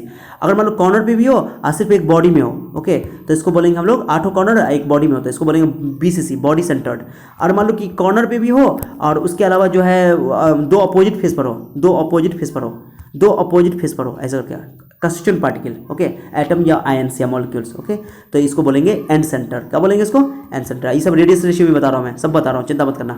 चलो ठीक है, तो ये तो हो गया, आपको मैंने बता दिया कि क्या क्या होता है। अब एक चीज़ समझो अच्छा से, बढ़िया सुनो, अब एक चीज़ समझो, मैं व्हाइट पिछवा रहा हूँ, आप लोगों को बहुत बेहतरीन बताने वाला हूँ, अच्छा समझो, व्हाइट पिछवा रहा हूँ मैं। ओके, थोड़ा सा वेट कर लो। ओके, चलो, मैंने ध्यान देना आप लोग, अच्छा से ध्यान देना, बहुत इंपॉर्टेंट चीज़ मैं बना रहा हूँ, थोड़ा सा पेशेंस रखो, मैं समझाने की कोशिश कर रहा हूँ, मज़ा आ जाएगा। अब मैं ये बता रहा हूँ कि क्रिस्टल लैटिस में क्या होगा, ये तो मैंने यूनिट सेल बनाया, मैंने ये यूनिट सेल मैंने बनाया, ये थोड़ा सा पेशेंस रखो, थोड़ा सा पेशेंस रखो। ओके, पेशेंस रखोगे बहुत काम आएगा, ज़िंदगी भर काम आएगा, बहुत काम आएगा। अब कामयाब लोगों की पहचान भी है पेशेंस रखना, सब्र रखना, पेशेंस, धैर्य। ठीक है, चलो, अब ये unit cell, cubic unit cell है। मैंने क्या बोला आप लोगों को, हम लोगों को 7 क्रिस्टल सिस्टम पढ़ना है, उसमें से यूनिट सेल में हम लोग क्यूबिक यूनिट सेल ही बनाएंगे, क्यूबिक हमेशा बनाएंगे, हमेशा क्यूबिक, हम लोग सिलेबस में ही है। अब मान लो मैं बता रहा हूँ, जैसे सिंपल क्यूबिक की बात करो, तो सिंपल क्यूबिक में एक एटम यहाँ पर है, एक एटम यहाँ पर है, एक एटम यहाँ पर है, एक एटम यहाँ पर है, एक एटम यहाँ पर है, एक एटम यहाँ पर है, एक एटम यहाँ पर है, एक एटम यहाँ पर है। अब ये एटम जो देख रहे हो, मैंने जो एटम बनाया, ये सभी एटम एक दूसरे को टच कर रहा है, लेकिन दिखाया नहीं गया, टच कर रहा है, ऐसे देखो, ऐसे कर रहा है, टच, ऐसे टच कर रहा है। ओके, ये ऊपर वाला मैं 4 दिखाया हूँ, ऊपर वाला ये 4, ये ऊपर वाला 4 मैंने दिखाया, जो ऊपर में दिख रहा हो टॉप में, ये 4 दिखाया। समझो, मैं समझाने की कोशिश कर रहा हूँ, समझो, ये चारों आइटम एक दूसरे को टच कर रहा है, लेकिन दिखाया नहीं गया है यहाँ पे, चारों आइटम एक दूसरे को टच कर रहा है। ठीक है। चलो अब सुनो अच्छा से, बहुत बढ़िया बात मैं बता रहा हूँ आप लोग को, अच्छा समझो, समझ में आ गया। चारों एटम एक दूसरे को क्या कर रहा है, टच कर रहा है, लेकिन दिखाया नहीं गया। फिर से मैं बोल रहा हूँ, चारों एटम एक दूसरे को टच कर रहा है, चारों, ऊपर वाला चारों टच कर रहा है, नीचे वाला भी चारों टच कर रहा है, नीचे वाला भी ये ऊपर वाले को टच कर रहा है, ये भी टच कर, जगह खाली बनाया गया है समझाने के लिए बस। ओके चलो, अब क्या है कि मैं पूछूं, बताओ कि इस यूनिट सेल का, जो क्यूबिक यूनिट सेल है, इस यूनिट सेल में ये एटम का कितना हिस्सा अंदर में है, अंदर में है। तो तुम कहोगे सर अंदर में कैसे, तब मैं बताता हूँ, थोड़ा ध्यान देना। इसके इधर भी वो यूनिट सेल बनेगा, ध्यान देना अच्छा से, मैं जो बता रहा हूँ, इसके भी इधर भी यूनिट सेल बनेगा, इधर भी यूनिट सेल बनेगा, एक यूनिट सेल इधर बनेगा, ठीक है, एक यूनिट सेल इधर बनेगा, ध्यान दो, इधर भी यूनिट सेल बनेगा, मैंने कि यूनिट सेल, ओके। एक इसके आगे बनेगा, जो मैं आगे बना रहा हूँ, इसके आगे जो हम लोग आगे जो देख रहे हैं, इसके आगे बनेगा, एक इसके पीछे बनेगा, तो एक लेफ्ट, एक राइट, एक आगे, एक पीछे, चार हो गया। और ऊपर बनेगा फिर चार ऊपर बनेगा, इसके ऊपर, जस्ट ऊपर चार, एक इसके ऊपर, एक इसके ऊपर, एक पीछे वाले के ऊपर, एक आगे वाले के ऊपर, एक इसके ऊपर, चार बन गया। तो चार ऊपर चार नीचे, 8 हो गया। तो यानी कि एक यूनिट सेल को कितना घेर रहा है, बोले बताओ, एक यूनिट सेल को सर 8 घेर रहा है। फिर से आराम से समझो, आराम से समझो, हड़बड़ाना नहीं। एक यूनिट सेल को, क्योंकि मैंने बताया क्रिस्टल यूनिट सेल में, क्रिस्टल जो हम बात करते हैं, तो क्रिस्टल में हम लोग क्या करते हैं कि सर क्रिस्टल में बहुत सारे यूनिट सेल ना होगा, एक यूनिट सेल थोड़ी होगा। मैंने यूनिट सेल का डेफिनेशन क्या बताया आपको कि यूनिट सेल बार बार रिपीट होगा, बार बार रिपीट होगा, तब तो यूनिट क्रिस्टल लैटिस बनेगा। तो ये तो सबसे छोटी यूनिट है। अब एटम इसके यहाँ पर है, यहाँ पर है, यहाँ पर है, यहाँ पर है, यहाँ पर है, यहाँ पर है, यहाँ पर है, यहाँ पर है। अब इसके लेफ्ट में भी यहाँ पर भी एक यूनिट सेल होगा, ऐसे करके यहाँ पर एक यहाँ बनेगा, नीचे करके जो भी है, एक इधर राइट में भी बनेगा, एक इसके पीछे भी बनेगा, एक आगे भी बनेगा। तो चार तो ऐसे हो गया, इसके चार इसके ऊपर होगा, चार चार 8, यानी एक यूनिट सेल को, एक क्यूब को 8 क्यूब घेर रहा है। कितना घेर रहा है, 8 क्यूब घेर रहा है। तो ये जो एटम है ना, ये एटम, एक एटम जो बना रहे हैं कॉर्नर का, ये कॉर्नर जो एटम है, कॉर्नर का एटम 8 यूनिट सेल घेर रहा है इसको। कितना एटम यूनिट सेल घेर रहा है बताओ, 8 यूनिट सेल घेर रहा है। समझ में आ गया, थोड़ा सा तो जरूर फील आया होगा, जरूर थोड़ा सा फील आया होगा। तो एक एटम को 8 क्यूब घेर रहा है, यानी कि 8 क्यूब के अंदर ये एटम आ रहा है। अब बताओ, इसको काटोगे तुम, ऐसे काटो, देखो ध्यान देना, ऐसे काटो जैसे काटते हो बचपन में, ऐसे चाकू से ऐसे काट दो, एक हो गया, 4 हो गया, चार का टुकड़ा कट गया। अब फिर क्या करना, तुम जैसे काटोगे ऐसे करके, मैं बता रहा हूँ तुम लोग करना, एक आलू ले लेना, क्या ले लेना, और पहले मुझे बनाना दो फिर से, एक आलू ले लेना तुम, आलू तुम्हारा एक आइटम हो गया, कंस्टिट्यूएंट पार्टिकल हो गया मान लो। तो एक आलू लेना, आलू को तुम काटना, ओके, कैसे काटोगे मैं बता रहा हूँ, सुनो, पहले बीचों बीच काट दो, काट दिया, ओके, एक बार ऐसे काट दो, कितना हो गया, 4 हो गया, एक बार फिर काट दो ऐसे, 8 हो जाएगा, मैंने 3 कट मारोगे 8 हो जाएगा, ओके। अरे एक बार बीचों बीच काट दो ऐसे करके, बीचों बीच काट दो ऐसे करके, बीचों बीच काटो उसको, एक बार कट मार दो ऐसे, फिर एक बार ऐसे कट मार दो, तो 8 टुकड़ा बन जाएगा। करके देखना तुम लोग चाकू को, ठीक है। तो ये जो यूनिट सेल है, ध्यान देना, जो कॉर्नर का एटम है, ध्यान दो मैं बता रहा हूँ, कॉर्नर का एटम जो है वो कितने एटम वो कितने यूनिट सेल के अंदर है, 8 यूनिट सेल के अंदर है। तो इस यूनिट सेल के अंदर कितना पार्ट है, तो 1/8 ही पार्ट है। माने जब तुम 3 कट मारो आलू को 3 कट काटोगे, जैसे सोचो ना, मैंने एक आलू को काटो, एक समूचा काटो, फिर उसको चारों बन जाएगा, 2 बार कट मारोगे चाकू से तो 4 बन जाएगा, फिर तीसरी बार कट मारो बीचों बीच काट मारना, तो 8 बन जाएगा। तो एक टुकड़ा जो होगा वो इसके अंदर होगा, इतना छोटा टुकड़ा, एक टुकड़ा जो होगा इतना छोटा टुकड़ा, मैं बता रहा हूँ, छोटा टुकड़ा जो होगा, एक छोटा सा टुकड़ा वो इसके अंदर होगा। तो एक यूनिट सेल के अंदर कितना कंट्रीब्यूशन है, कितना भाग इसके अंदर है, एक यूनिट सेल के अंदर एक एटम 8 यूनिट सेल के अंदर है, तो एक यूनिट सेल में कितना भाग होगा उसका, 1/8 पार्ट ही होगा। समझी बात को, जैसे 8 टुकड़ा है तो 8 टुकड़ा को क्या कर, 1/8 पार्ट ही इस एक यूनिट सेल के अंदर है, एक यूनिट सेल के अंदर है। तो दिमाग में सेट कर लो, मैं बता रहा हूँ कि जो भी क्यूबिक यूनिट सेल होगा, जो कॉर्नर वाला एटम होगा, जो भी यूनिट सेल हो, कॉर्नर वाला जो एटम होगा वो 1/8 पार्ट अंदर होगा, एक सेल यूनिट सेल के अंदर 1/8 होगा, ओके। माने सिर्फ 1/8 हिस्सा 1/8 पार्ट ही एक यूनिट सेल के अंदर आएगा, बाकी सब तो 7 यूनिट सेल के अंदर बटा हुआ है, सबके अंदर बटा हुआ है। सोचो ना कि एक एटम, कॉर्नर का एक एटम है, एक एटम 8 यूनिट सेल के अंदर बटा हुआ है, तो एक यूनिट सेल के अंदर कितना होगा, 1/8 पार्ट होगा। सिंपल सा बात है, पॉइंट क्लियर हो रहा है मैं क्या बोल रहा हूँ। तो एक कॉर्नर का जो एटम है उसका एक यूनिट सेल के अंदर कंट्रीब्यूशन कितना है, योगदान कितना है सर, योगदान है कितना, 1/8 पार्ट। याद ना, कॉर्नर एटम का योगदान, ओके, कॉर्नर एटम का योगदान एक यूनिट सेल के अंदर 1/8 है, बस बात खत्म, बस 1/8 हिस्सा ही इसके अंदर है, ओके। सिर्फ एक यूनिट सेल की हम लोग बात करते हैं, सब यूनिट सेल नहीं लेना हम लोग को। तो एक कॉर्नर के एक एटम को 8 यूनिट सेल घेर रहा है, तो एक यूनिट सेल के अंदर कितना हिस्सा है उसके अंदर, 1/8 पार्ट, ठीक है, 1/8 पार्ट। देखो मैं एनसीईआरटी का दिखा के दिखाता हूँ आपको, थोड़ा सा वेट करो, एनसीईआरटी का मैं दिखाता हूँ आपको, थोड़ा सा वेट करो, थोड़ा वेट कर लो आप लोग, बस थोड़ा सा हिस्सा, ओके। चलो या मैं दिखाता हूँ आपको, ओके, एक मिनट मैं आपको दिखाता हूँ, ओके। चलो यहाँ आ जाओ, हाँ यार देखो मैंने यहाँ दिखाया, देखो ये देखो काट के देखो, ये हिस्सा देखो, ये कितना एनसीईआरटी का गजब फिगर बनाया हुआ है, देखो अच्छा से ओके देखो ये गजब बनाया हुआ है, देखो एक देखो काटा इसको, काटा देखो, काटा ना, ये देखो ऐसे काटोगे काटोगे काटोगे तो ये चारों टच कर रहा है कि नहीं कर रहा है, 4 आइटम ऊपर से 4 आइटम नीचे से दिखाई नहीं दे रहा। 3D इमेजिनेशन है ये। हम लोग इस तरह दिखाते हैं, हटा कर दिखाते हैं। इसका मीनिंग ये नहीं है कि सटा हुआ नहीं है, क्लोज है, ये दोनों एक दूसरे को टच कर रहा है। ओके ये टच कर रहा है। ओके 4 ऊपर आइटम है, 4 नीचे आइटम है।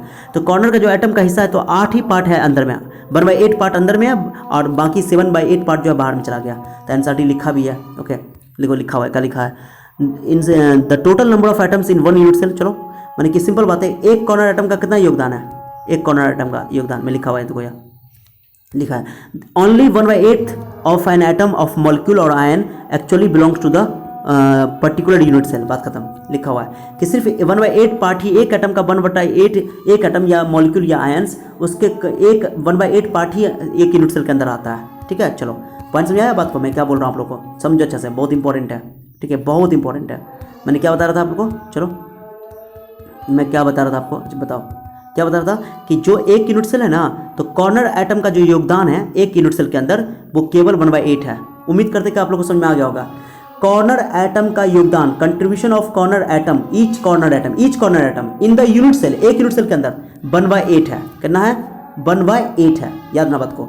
तो एक यूनिट सेल के अंदर कॉर्नर एटम का योगदान कितना है, एक यूनिट सेल के अंदर, सिर्फ एक यूनिट सेल के अंदर मैं बता रहा हूँ, या पर यूनिट सेल बोल सकते हो, 1/8 कितना है, कॉर्नर एटम का हिस्सेदारी कितना है, 1/8। ओके अब चलो फेस की बात कर लेते हैं। फेस पर अगर मान लो कॉर्नर, याद रखना कॉर्नर एटम का हिस्सेदारी कितना है, 1/8। अब फेस एटम की बात करते हैं, आप लोग किसकी बात करते हैं, फेस एटम की बात कर लेते हैं। ठीक है तो फेस एटम में क्या होगा सर, तो देखो ये फेस एटम किस पर था, ये इस सरफेस पर था। तो फेस एटम जो होता है ना, आधा घर अंदर में होगा, आधा बाहर में होगा, क्योंकि इसको ये एक ही टच कर रहा होगा ऐसे करके। तो आधा इस यूनिट सेल में होगा, आधा इस यूनिट सेल में होगा।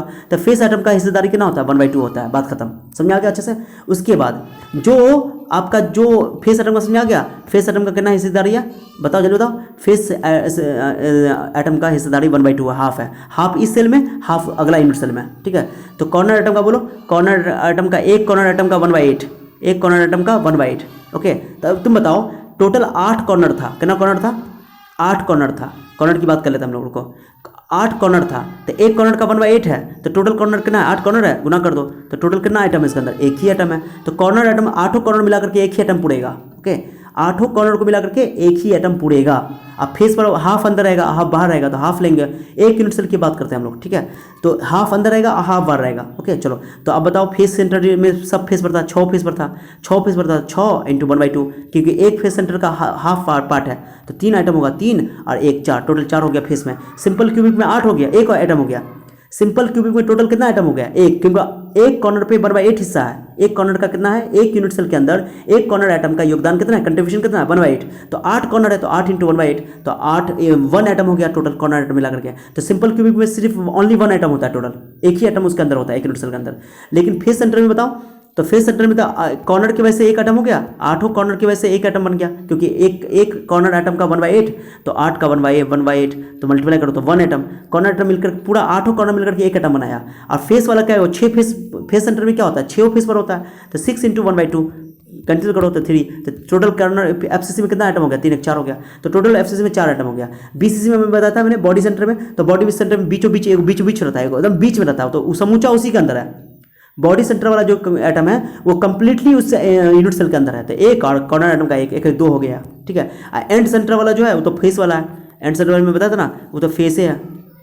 ठीक है तो अपोजिट 2 फेस है, तो फेस का 2 फेस पर रहता है, 6 फेस में नहीं रहता है, तो 2 ये 1 और कॉर्नर आइटम 1 हो गया, 8 कॉर्नर मिलाकर 1 2, तो बॉडी सेंटर में 2 हो गया। एक और कभी कभी एक और लैंग्वेज इस्तेमाल होगा, मैं बता रहा हूँ कि ये तो बॉडी इंड सेंटर मतलब अपोजिट फेस, लेकिन मैं बोल रहा हूँ कि कभी कभी आइटम जो है इसके इस पे रहता है, एज पे तो एज पर जो आइटम होता है उसका 1/4 हिस्सा अंदर में रहता है, 1/4 हिस्सा, याद ना एज पर कितना होता है, 1/4 हिस्सा। क्यों, क्योंकि इसको इधर से एक टच कर रहा होगा, एक आगे से टच कर रहा होगा, एक इधर से टच कर रहा होगा, एक नीचे से टच, 4 को टच करता है, इसलिए 1/4 होता है।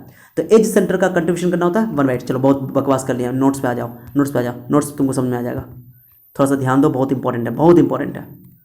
ठीक है। तो मैंने लिखा है, देखो दो ध्यान दो, सिंपल क्यूबिक में देखो पहले, कंस्टिट्यूएंट पार्टिकल सिर्फ कॉर्नर पे रहेगा, 8 कॉर्नर पे। Contribution of each corner atom per unit cell, corner atom बोलो या कॉर्नर आयंस बोलो या मॉलिक्यूल्स बोलो, कॉर्नर एटम मैंने लिख दिया है, मैंने गोला को एटम बोल दिया है। तो contribution of each corner atom per unit cell, यानी हर एक यूनिट सेल के अंदर, एक यूनिट सेल के अंदर एक कॉर्नर एटम का कितना योगदान है, कंट्रीब्यूशन है 1/8।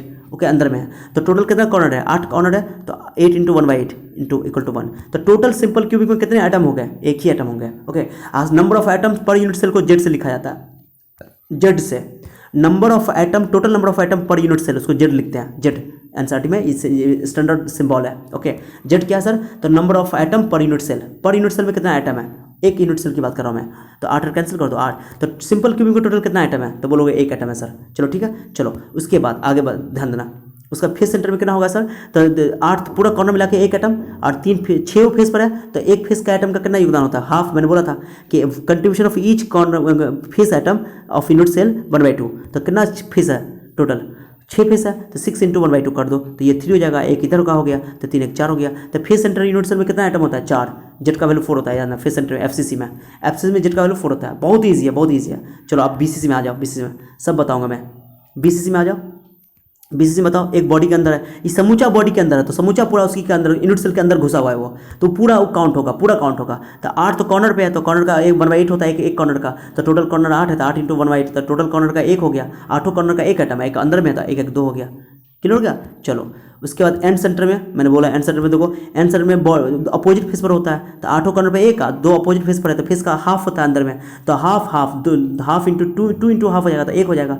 अरे 2 इंटू हाफ कितना हो जाएगा, एक ही ना होगा, तो एक हो गया फेस पर, टोटल मिला कर दोनों फेस मिला करके 8 कॉर्नर मिला के 1 हुआ था, 1 1 2 हो जाएगा, इसमें 2 है, जेड का वैल्यू 2 होता है एन सेंटर के लिए। ठीक है, तो बॉडी सेंटर के लिए भी 2, एन सेंटर के लिए भी 2 है, एफसीसी के लिए 4। ये बीसीसी बहुत इंपॉर्टेंट है, एफसीसी बहुत इंपॉर्टेंट है। एफसीसी में 4 एटम हो गया पर यूनिट सेल, और सिंपल क्यूबिक में 1 हो गया, बात खत्म, इतना याद रखना। ठीक है, एक हो गया टोटल, मैंने लिखा दिया आपको। और सबसे नीचे देखो, सबसे नीचे देखो, ओके, सबसे नीचे देखो, contribution of each edge atom per unit cell 1/4 ने लिखा मैंने, एज वाला ये काम पड़ेगा, अभी जरूरत नहीं है इसका, एज सेंटर नहीं होता अभी, मैंने एज सेंटर हम लोग को नहीं पढ़ना है, यूनिट सेल में, क्यूबिक यूनिट सेल में हम लोग ये 2-3 पढ़ते हैं। ठीक है, तो अगर एज पर एटम रखा हुआ है, एज पर यहाँ पर एटम रखा हुआ है, तो उसका सिर्फ 1/4 पार्ट अंदर रहेगा, 1/4 पार्ट बाहर है, इतना याद रखो। ठीक है, सिंपल बात है, कॉर्नर वाला एटम का 1/8 हिस्सा एक यूनिट सेल के अंदर है। ओके, उसके बाद फेस एटम का हाफ हिस्सा अंदर है, हाफ हिस्सा उसके बाहर है, और जो एज पर है उसका 1/4 हिस्सा अंदर है, बाहर है, बात खत्म।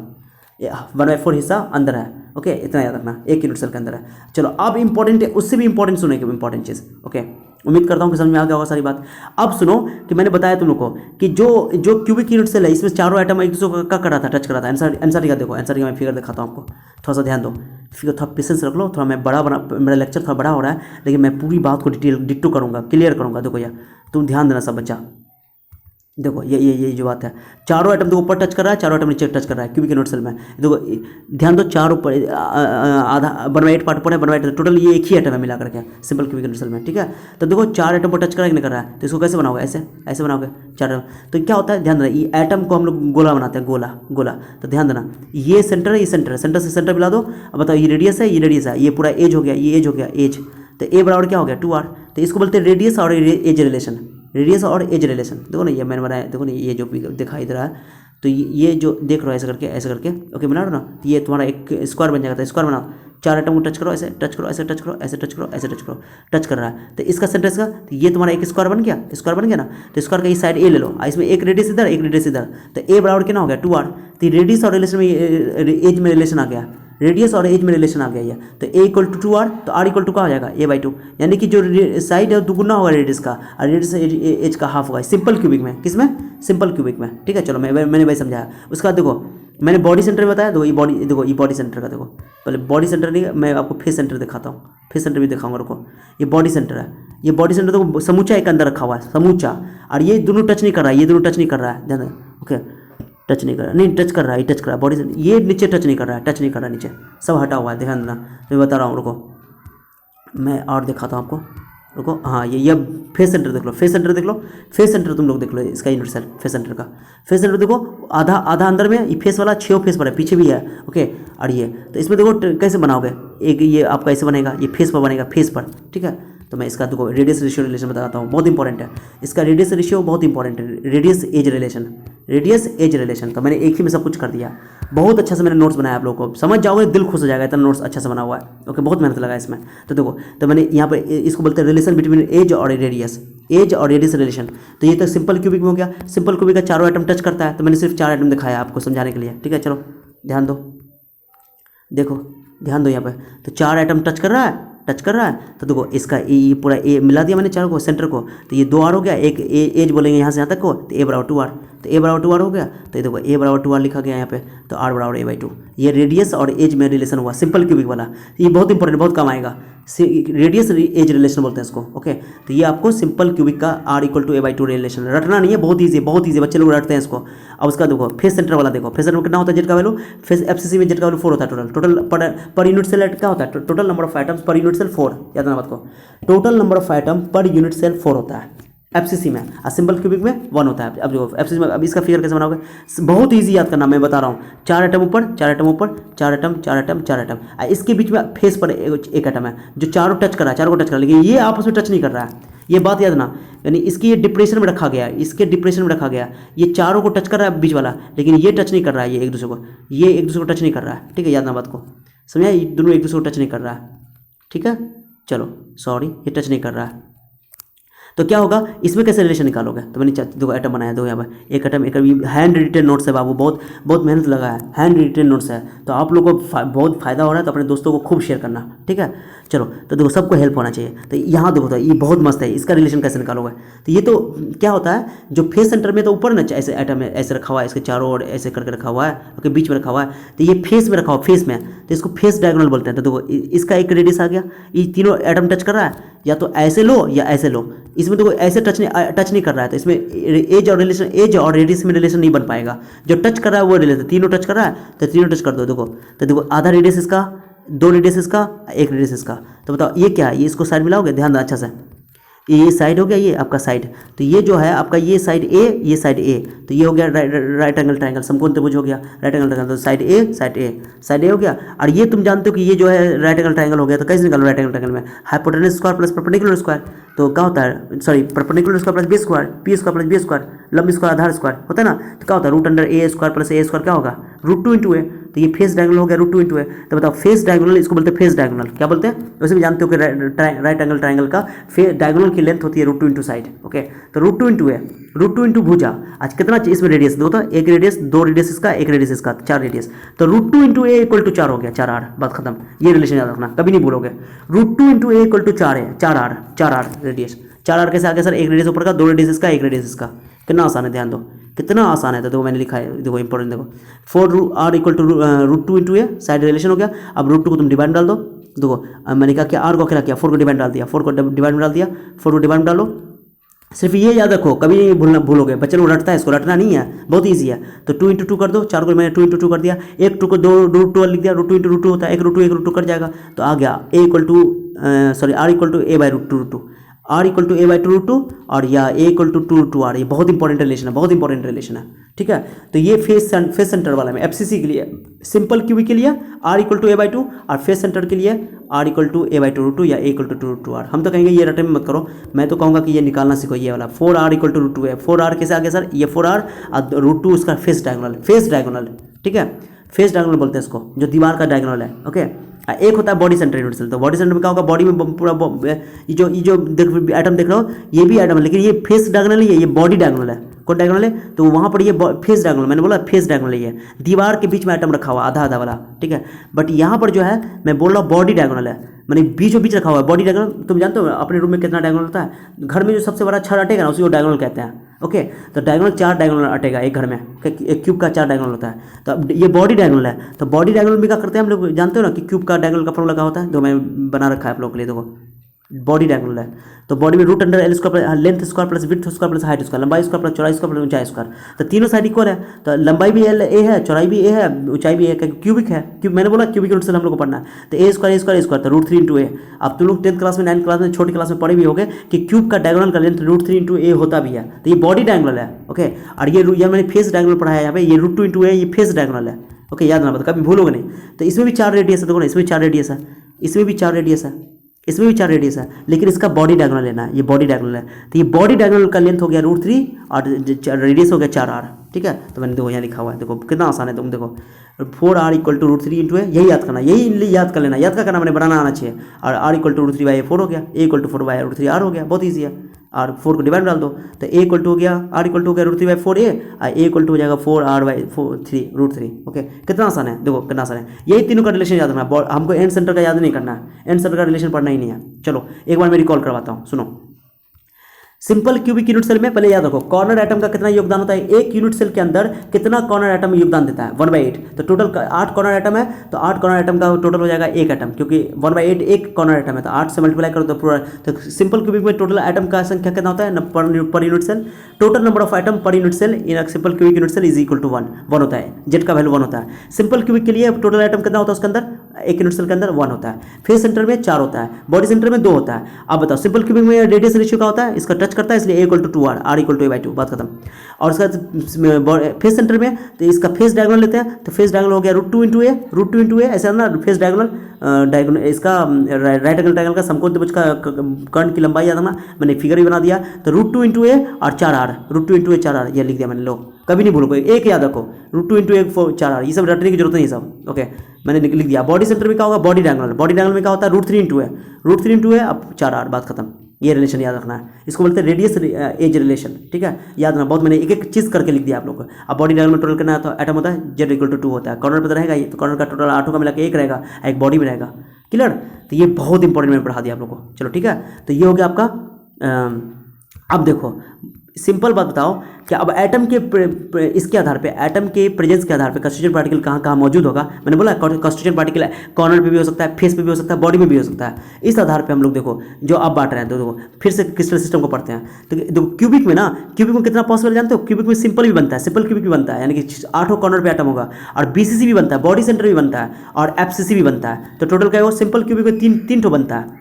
सिंपल क्यूबिक में एटम के पोजीशन के आधार पे, ओके, कंस्टिट्यूएंट पार्टिकल के पोजीशन के आधार पे क्यूबिक में 3 ठो यूनिट सेल पॉसिबल है, 3 यूनिट सेल पॉसिबल है, ठीक है, 3 सिंपल, बीसीसी, एफसीसी। ये कंपटीशन में आ सकता है क्वेश्चन के, क्यूबिक में क्या क्या पॉसिबल है, सिंपल बन सकता है, बीसीसी बन सकता है, एफसीसी बन सकता है। तो सिंपल क्यूबिक, ओके, क्यूबिक में 3 बन सकता है, मैंने लिखा यहाँ पे। टेट्रागोनल में सिंपल बनता है, बीसीसी बनता है, और 2 नहीं बनता है, फिगर दिया एनसीईआरटी में देखना। उसके बाद ऑर्थोरोम्बिक में सिंपल भी बनता है, बीसी भी, यही इकलौता है ऑर्थोरोम्बिक जिसमें 4 बनता है, सिंपल भी बनता है, बीसी बनता है, एफसीसी बनता है, और ईसी भी बनता है, इसमें 4 बनता है, ओके। बाकी रोम्बोहेड्रल में सिर्फ 1 बनता है, सिंपल बनता है सिर्फ। उसके बाद हेक्सागोनल में सिर्फ 1 बनता है। उसके अलावा देखो, उसके बाद मैं बता रहा हूँ, उसके बाद ये जो है हेक्सागोनल हो गया। उसके बाद आपको मोनोक्लिनिक में सिर्फ 2 बनता है, सिंपल है, ईसीसी मतलब end centre unit cell, end centre याद है ना, 2 अपोजिट फेस पर, ठीक है। और मोनोक्लिनिक में 2 बनेगा, और उसके बाद ट्राइक्लिनिक में सिर्फ 1 बनेगा, ठीक है। तो टोटल 2 क्या बन रहा है, सिंपल क्यूबिक में 3 बन रहा है, 2 लिखा है मैंने। एक मोबाइल नंबर याद रखो, मैंने लिखा 2 यहाँ पे, 324 11 21, 324 11 21, सिंपल क्यूबिक में 3, ओके। कटोरा है मुतरा, टेट्रागोनल में तुमको 2 बना, ऑर्थोरोम्बिक में 4 बना, ओके। देखो ना, देख लो ना, क्यूबिक, टेट्रागोनल, ओके, ऑर्थोरोम्बिक में 4 बना है, ओके, ऑर्थोरोम्बिक में 4 बना है। सबसे ज़्यादा किस में बना है, 4 तरह का हम लोग पढ़े थे ना यूनिट सेल, एक पढ़ा था मैंने सिंपल क्यूबिक, एक पढ़ा एफसीसी, एक पढ़ा बीसीसी, एक पढ़ा ईसीसी। तो ऑर्थोरोम्बिक ही है जिसमें 4 यूनिट सेल बनता है, और मैंने 4 हर जगह 4 यूनिट सेल पॉसिबल है इसमें, ठीक है, और बाकी किसी में नहीं है। बाकी और इस क्यूबिक में 3 पॉसिबल है। क्यूबिक में एंड सेंटर नहीं बनता है, एक ऑब्जेक्टिव यहाँ से बन सकता है, बहुत अच्छा क्वेश्चन है, ओके। तो ये मोबाइल नंबर याद रखो, 324 11 21, सबका मोबाइल नंबर याद रखते हो, उसका याद तो रखते ही होगे, नहीं जी, उसका किसका, अरे तुम्हारे दिमाग में तो अभी चल गया बात, नहीं, चलो। तो 324 11 21, 324 11 21, तो 3 2 4 1 1 2 4 सबको जोड़ो, 14 बन जाएगा। तो टोटल 7 क्रिस्टल सिस्टम था। 7 क्रिस्टल सिस्टम में भी क्यूबिक में बन गया, एटम के पोजीशन के आधार पे 3 बन गया, फिर टेट्रागोनल में 2 बन गया, इस तरह सब मिलाकर 14 बन गया। तो इसको बोलते हैं 14 ब्राबिस लैटिस। साइंटिस्ट एक मैथमेटिशियन थे ब्राबिस साहब, ओके। ये ब्राबिस साहब ने ही पूरा एटम को माने कि ये जानकारी दी थी कि क्यूबिक में 3 ही बना सकते हैं, टेट्रागोनल में 2 बना सकते हैं, एटम के पोजिशन के आधार पर, ठीक है। तो टोटल 14 बनता है। 7 क्रिस्टल सिस्टम है, क्रिस्टल सिस्टम 4 है, 7 ही है, 7 ही है, लेकिन 14 बन जाता है कंस्टिट्यूएंट पार्टिकल यानी एटम के पोजीशन के आधार पे, ओके, कि कौन सा यूनिट सेल बनेगा। तो ये 14 बन जाता है। 14 ब्राबिस लैटिसेस है, ओके। तो 5 बना था आपको उसमें, 2D में या 3D में 14 ब्रेविस लैटिस। क्रिस्टल अगर पूछेगा कितना क्रिस्टल सिस्टम होता है तो 7। बोले कितने ब्रेविस लैटिस होता है 14। ठीक है 14 बनता है। ये नंबर याद हो 311 324 11 21 324 11 21। ट्रिक तो बता दिया था मैंने। ये क्यूबिक का हो गया, कटोरा टेट्रागोनल का हो गया, ऑर्थोरोमिक 4 हो गया, कटोरा हो गया। ओके रा यानी कि रोम्बोहेड्रल 1 हो गया। ओके उसके बाद है हेक्सागोनल में 1 हो गया। मोनोक्लिनिक मुंह है तेरा तो मुंह मतलब मोनोक्लिनिक में 2 हो गया और ट्राइक्लिनिक में 1 हो गया। बात खत्म। ट्रिक समझ आ गया। चलो तो यही सब आप मैंने बताया। तो पूरा को रिवीजन करो, बहुत इंटरेस्टिंग है। मैं एक बार और रिवीजन कर देता हूँ कि simple cubic total atom Z का वैल्यू कितना होता है 1। टोटल एटम 1 होता है एक यूनिट सेल के अंदर। इसका रेडियस रेशियो होता है 1:2r। बस एक याद रखो, कभी नहीं रटना पड़ेगा। फेस सेंटर में 4 एटम होता है, टोटल जेड का वैल्यू 4 होता है। ओके उसके बाद इसका रेडियस रेशियो होता है, फेस डायगोनल क्या होता है सर √2 × a बराबर 4r। √2 × a = 4r, याद रखना बात को। उसका बॉडी डायगोनल में ये एज रिलेशन याद रखना कि इसका में टोटल एटम टोटल जेड का 2 होता है बीसीसी में। और उसके अलावा जो है इसमें जो है रेडियस रेशियो जो होता है रेडियस और एज रिलेशन तो 4r बॉडी डायगोनल √3 × a होता है। ये याद रखना, बस ये याद रखो। एंड सेंटर का हम लोग को रेडियस और एज रिलेशन नहीं पढ़ना है, तो चिंता नहीं करना। ठीक है चलो तो ये हो गया। अब अभी ट्रिक समझ आया ये सब बात। अब देखो टोड़ा है मुँह तेरा समझ में आ गया होगा। 7 क्रिस्टल सिस्टम और उसमें भी पोजीशन एटम के पोजीशन के आधार पे 14 प्रकार का 14 टाइप का बन गया। 14 टाइप का तो इसको बोलते हैं 14 ब्रेविस लैटिसेस। ओके चलो अब समझ में आ गया होगा लग रहा है बात। अब पूरा को पढ़ना मजा आएगा। कुछ क्वेश्चन देख लो, बहुत अच्छा क्वेश्चन सब है। ठीक है चलो थोड़ा देर और वेट कर लो, 10 मिनट और 5-10 मिनट और हो जाएगा। तो कुछ फार्मूला देखो। एक सॉलिड है, समझना अच्छा से, मैं समझा रहा हूँ। एक सॉलिड जो ए और बी एटम से बना हुआ है, ए और बी एटम से बना हुआ है, ध्यान देना। ए और बी एटम से ध्यान दो, मैं समझा रहा हूँ। एक सॉलिड है ए और बी से बना हुआ है। ए जो है वो उसके कॉर्नर पर है, ए उसके क्या है कॉर्नर पे है, बी उसके फेस पर है। तो उसका फार्मूला लिखना है। फार्मूला जो लिखते हैं सिंपल क्यूबिक माने कोई भी कंपाउंड का तो हम लोग सिंपल रेशियो में लिखते हैं। तो बताओ कॉर्नर पे है तो 8 कॉर्नर पे होगा। ई एट ईच कॉर्नर बोल रहा है, ए एटम जो है वो ई एट ईच कॉर्नर है। तो ए 8 कॉर्नर पे है। तो बताओ एक कॉर्नर पे 1/8 होता है, मैंने बताया था। तो 8 का कितना हो जाएगा, एक एटम हो जाएगा। 8 × 1/8 तो एक एटम। तो ए का एक एटम है। अब बी चूंकि फेस पर है, फेस पर मैंने बोला था आधा अंदर होता है, सिर्फ हाफ अंदर होता है। तो 6 है तो 6 फेस होता है। ये एट ईच फेस बोल दिया है तो 6 × 1/2 कर दो तो 6 × 1/2 3 हो जाएगा। तो बी का हो गया 3 एटम, एक हो गया 1 एटम हो गया। अब फार्मूला लिख दो कितना आसान है। ए का 1 एटम, बी का 3 एटम। तो ए दो ऐसे लिखना है, ए का 1 है तो A1 और B3 फार्मूला हो गया। सॉलिड का फार्मूला हो गया। कितना आसान है, तो आराम से सुनना, कोई हड़बड़ाना नहीं है। अब सॉलिड ए भी है, ये अच्छा क्वेश्चन है, बहुत अच्छा क्वेश्चन है, ये जबरदस्त है। ए जो है 7 कॉर्नर पर है, मैंने एक कॉर्नर पे से एटम भाग गया, ऐसे बोल दिया क्वेश्चन में कि ए से 7 ही कॉर्नर पे ए है, 7 कॉर्नर पे। अब बी जो है सभी फेस पर है, 7 कॉर्नर पे है। तो बताओ एक कॉर्नर का हिस्सेदारी कितना होता है 1/8। तो 7 से गुना कर दो तो 7/8। एक एटम भाग गया कॉर्नर का तो 7/8 हो गया। तो ए का 7/8 हो गया। बी का 6% तो 3 ही रहेगा, का कि 6 × 1/2। तो देखो बी का 3 हो गया, इसका 7/8 हो गया। उसका फॉर्मूला लगाओ, ए का 7/8 लिखो, बी का 3/8 लिखो। अब इसमें क्या करना पड़ेगा, सिंपल रेशियो लेना है। सिंपल रेशियो के लिए एल्सियम ले लो, 8 और 1 का एल्सियम ले लो। 8 और 1 का एल्सियम लेकर के इसमें गुना कर दो। तो 8 से गुना करो इसमें, तो 8 में गुना कर दो, 8 कैंसिल 7 8 × 24 क्रॉस गुना कर दो ऐसे करके 7 8 × 24। तो ए का हो गया 7, अब बी का हो गया 24। ये फार्मूला बना, नया फार्मूला। ये ऐसा क्वेश्चन कंपटीशन में पूछा हुआ है, बहुत कम क्वेश्चन पूछता है जी में, नीट में बहुत पूछता है। एक बेहतरीन क्वेश्चन देखो, ये देखो एक सॉलिड जिसमें ए बी सी तीनों से बना हुआ है, ए बी सी तीनों से बना हुआ है। ए है 8 कॉर्नर पे, बी है 5 फेस पे और सी है एक बॉडी में। तो बॉडी में तो समुच्चा उसी के अंदर रहता है। तब देखो ए तो हो गया तुम्हारा पूरे कॉर्नर पे, तो कॉर्नर पे हो गया तो 8 कॉर्नर पे है। तो 8 कॉर्नर को 1/8 से मल्टीप्लाई कर दो तो एक एटम हो गया। लेकिन 5 फेस पर ही है, बी जो है फेस पर है, 5 ही फेस पर है। लेकिन तो फेस के एटम का आधा हिस्सा होता है, हाफ होता है, तो 5/2 हो गया। और बॉडी में समूचा ले लेते हैं हम लोग, तो समूचा 1 में ले लो। अब फॉर्मूला कैसे बनाएंगे, तो ए का हो गया 1, बी का 5/2, 2 से क्रॉस कर दो, मैंने 2 एल्सियम ले लो, 2 ए का एल्सियम सब में 2 से गुना कर दो तो 2 हो जाएगा, 5 हो जाएगा और 2 2 2 1 2 हो जाएगा। तो 2 2 हो गया, रेशियो हो गया। तो ए का 2, बी का 5 सी का 2। तो ये फॉर्मूला हो गया, सिंपल रेशियो। एक और क्वेश्चन देखो, मैंने 4 क्वेश्चन लिखा है, बहुत मस्त क्वेश्चन सब है, सब जी में पूछा हुआ, नीट में पूछा हुआ है। सॉलिड ए बी है, ए बी के कॉर्नर पर है, ए कॉर्नर पे है सिर्फ एटम माने कि कॉर्नर पे है, ए सभी कॉर्नर पर है, 6 कॉर्नर पे। अब बी जो है 6 फेस पर है, बस 6 कॉर्नर पे, 8 कॉर्नर होता है ना, 6 कॉर्नर पर दिया हुआ है। तो 6 कॉर्नर तो 6/8 कर दोगे तो 6 × 1/8, तो 6 × 1 3/4। अब बी तो 6 फेस पर है, ए बी जो है तो हाँ फेस का 1/2 होता है, हाफ होता है। तो 6 × 1/2 3 हो गया। अब इसका सिंपल रेशियो ले लो, सिंपल रेशियो लेने आता है ना 3/4:3। इसमें नीचे एक छिपाओ एल्सियम लो, 1 और 4 का एल्सियम लेना, और जितना एल्सियम होगा उसको उतना में मल्टीप्लाई करना है, इसमें भी और इसमें भी। तो 4 से इसमें मल्टीप्लाई कर दो, 4 4 कैंसिल, 4 3 12 हो जाएगा। ओके तो 3:12, फिर 12 का काटो, 3 4 12 रेशियो लो, तो 1:4 हो जाएगा। ठीक है, मैंने लिखा है यहाँ पर देखो। तो 3 देखो 3 दिन काट दो, पहले 3 दिन काट दो, 3 कट गया तो 1/4 से क्रॉस कर दो, 1/4 ए का 1 बी का 4 हो गया, ए भी 4 हो गया फॉर्मूला। ठीक है, तो चलो तो उम्मीद करते हैं ये बहुत इंपॉर्टेंट है, मैंने बता रखा हूँ आप लोगों को। ये ट्रिक मैंने कटोरा है मुँह तेरा मैंने दे दिया, टोटल कितने क्रिस्टल सिस्टम होते हैं सर? 7 क्रिस्टल सिस्टम होते हैं, 14 ब्रैपिस लैटिस होते हैं। मैं सबको दिखाता हूँ, एनसीईआरटी में दिया हुआ, देखो मैं दिखाता हूँ एनसीईआरटी में, थोड़ा सा और देख लो। ये 7 क्रिस्टल सिस्टम हो गया ये, और उसका एनसीईआरटी में देखो 14 टाइप का दिया हुआ है यहाँ देखो। सिंपल क्यूबिक होने कितना बताता है, क्या बताता है? 324 11 21। ओके, तो 324 यानी कि इसमें 3 बना, इसमें 3 बना, सिंपल क्यूबिक में 3 बना। ओके, और उसके बाद और कटोरा है टेट्रागोनल, टेट्रागोनल 2 बना, ऑर्थोरोम्बिक में 4 बना, देखो 4 बना हुआ है, सब दिया हुआ 4 बना हुआ है, चारों दे दिया ऑर्थोरोम्बिक को 4। ओके, कटोरा है मुँह तेरा, तो कटोरा ओ आर, रोम्बोहेडल, रोम्बोहेडल में 2 बनेगा, 324 300 क्या लिखा था उन्हें, 324 11 21, हाँ 11, इसमें 11 21, तो ये तुम्हारा देखो 11 21, ये तुम्हारा हो गया रोम्बोहेडल में। ठीक है, चलो ये 2 यह हो गया, फिर देखो उसके बाद उसका 3 यह हो गया, 11 3 14 हो गया। ठीक है, सब दिया हुआ है यहाँ पे, सब दिया हुआ है। सिंपल क्यूबिक याद ना कि सिंपल क्यूबिक में सिर्फ 3 बनता है, एंड सेंटर नहीं बनता है। और चारों किस में बनता है सर? चारों बनता है सिर्फ ऑर्थोरोम्बिक में। ये ऑब्जेक्टिव सब, ये बहुत जबरदस्त क्वेश्चन सब है।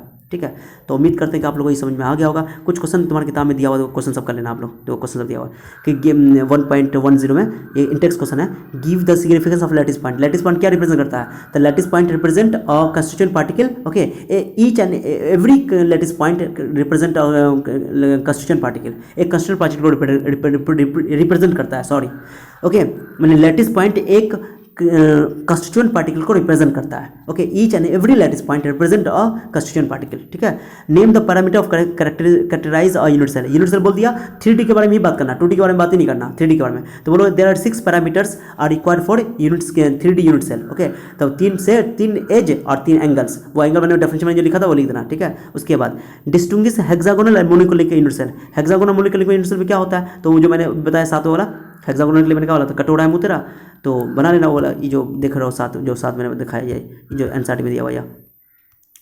हेक्सागोनल का क्या है देखो, तो हेक्सागोनल का A equal to B not equal to, और इसका ये एंगल देखना, ये और मोनोक्लिनिक का बोल रहा है। मोनोक्लिनिक कहाँ है देखो, मोनोक्लिनिक नीचे होगा, मोनोक्लिनिक, चलो मोनोक्लिनिक यहाँ यहाँ, हाँ यहाँ मोनोक्लिनिक ऊपर में, ये मोनोक्लिनिक। तो ये इसका ये एज रिलेशन और ये दिखाना, दोनों में अंतर बताना। ठीक है, समझ आ गया? जो एनसीईआरटी में क्वेश्चन पूछा हुआ है देखो। उसके बाद बोल रहा है फेस सेंटर और एन सेंटर यूनिट सेल में अंतर बताओ। सॉरी, हाँ अंतर बताओ। फेस सेंटर था एफसीसी में जानते हो 4 होता है per unit cell, N centre में 2 ही होता है। ये सब मैंने जो डेफिनेशन बताया उसी में लिख देना। ठीक है, उसके बाद explain how much portion of atom located at corner. Corner में होता है 1/8 बॉडी का समूचा एक सिंगल। ओके, बस ये पूछ रहा है और कुछ नहीं है, कितना आसान है। तो क्वेश्चन सर, अब नेक्स्ट टॉपिक रहेगा हम लोग का क्लोज पैकिंग। देखो क्लोज पैक्ड स्ट्रक्चर हम लोग पढ़ने वाला है नेक्स्ट टॉपिक। ठीक है, तो बहुत लंबा लेक्चर हो गया ये। देखो तुम लोग को ये पहले स्क्रीनशॉट ले लो, स्क्रीनशॉट ले लो, मैं इसका पीडीएफ भी डाल दूंगा डिस्क्रिप्शन में, तुम लोग देख लेना। ठीक है, इसका स्क्रीनशॉट ले लो, जल्दी ले लो, जल्दी ले लो, बहुत इंपॉर्टेंट है। इसमें सबसे इंपॉर्टेंट है कि जेट का वैल्यू कितना होता है, ये याद करना है हर हाल में। जेट का वैल्यू सर सिंपल क्यूबिक में 1 होता है, और एफसीसी में 4 होता है, और बीसीसी में आपको 2 होता है। और रेडियस रेशियो रिलेशन याद करना, जो डब्बा में पैक है। आइए कटोरा है मुँह तेरा वाला याद करना पूरा अच्छा से, मैंने बता दिया। ठीक है, ठीक है, इसका फोटो खींच लिया, चलो फोटो खींचो, इसका फोटो खींचना ना, स्क्रीनशॉट लो, स्क्रीनशॉट ले लिया, चलो ले लो, इसका भी स्क्रीनशॉट ले लिया, इसका भी स्क्रीनशॉट ले लिया, इसका भी ले लिया। गुड सर, बहुत लंबा लेक्चर पढ़ा दिया सर, तो बहुत लंबा लेक्चर पढ़ाया है, तो लेकिन बहुत कुछ बताया भी आपको। ठीक है, चलो, तो उम्मीद करते हैं कि आप लोगों को मेरा ये लेक्चर बहुत अच्छा लगा होगा। अच्छा लगा हो तो लाइक करके जाना, और दोस्तों में खूब शेयर करना। बहुत इंपॉर्टेंट टॉपिक मैंने पढ़ा दिया ये, और जी नीट के लिए तो ये बहुत इंपॉर्टेंट है, बच्चों को बहुत टफ लगता है। कोई डाउट हो तो कमेंट के जरिए जरूर बताना, और अपने दोस्तों में खूब शेयर करो, खूब शेयर करो। आप लोग सपोर्ट करो, मैं भी सपोर्ट करूँगा। इस पूरे लेक्चर का मैंने PDF इस वीडियो के डिस्क्रिप्शन में दे दिया, आप लोग डाउनलोड कर सकते हो, और डाउनलोड करके नोट कर लेना, बहुत मजा आएगा आपको। और सवाल खुद से ट्राई करना पहले, ठीक है, क्वेश्चन खुद से सॉल्व करना। ठीक है, ये रातें, ये मौसम, नदी का किनारा, ये चंचल हवा। ये रातें, ये मौसम, नदी का किनारा, ये चंचल हवा। कहा 2 दिलों ने कि मिलकर कभी हम न होंगे जुदा। ये रातें, ये मौसम, नदी का किनारा, ये चंचल हवा। ये क्या बात है आज की चांदनी में, ये क्या बात है आज की चांदनी में, कि हम खो गए प्यार की रागनी में। ये बाहों में बाहें, ये बहकी निगाहें, ये लो आने लगा जिंदगी का मज़ा। ये मौसम, ये रातें, ये मौसम, नदी का किनारा, ये चंचल हवा।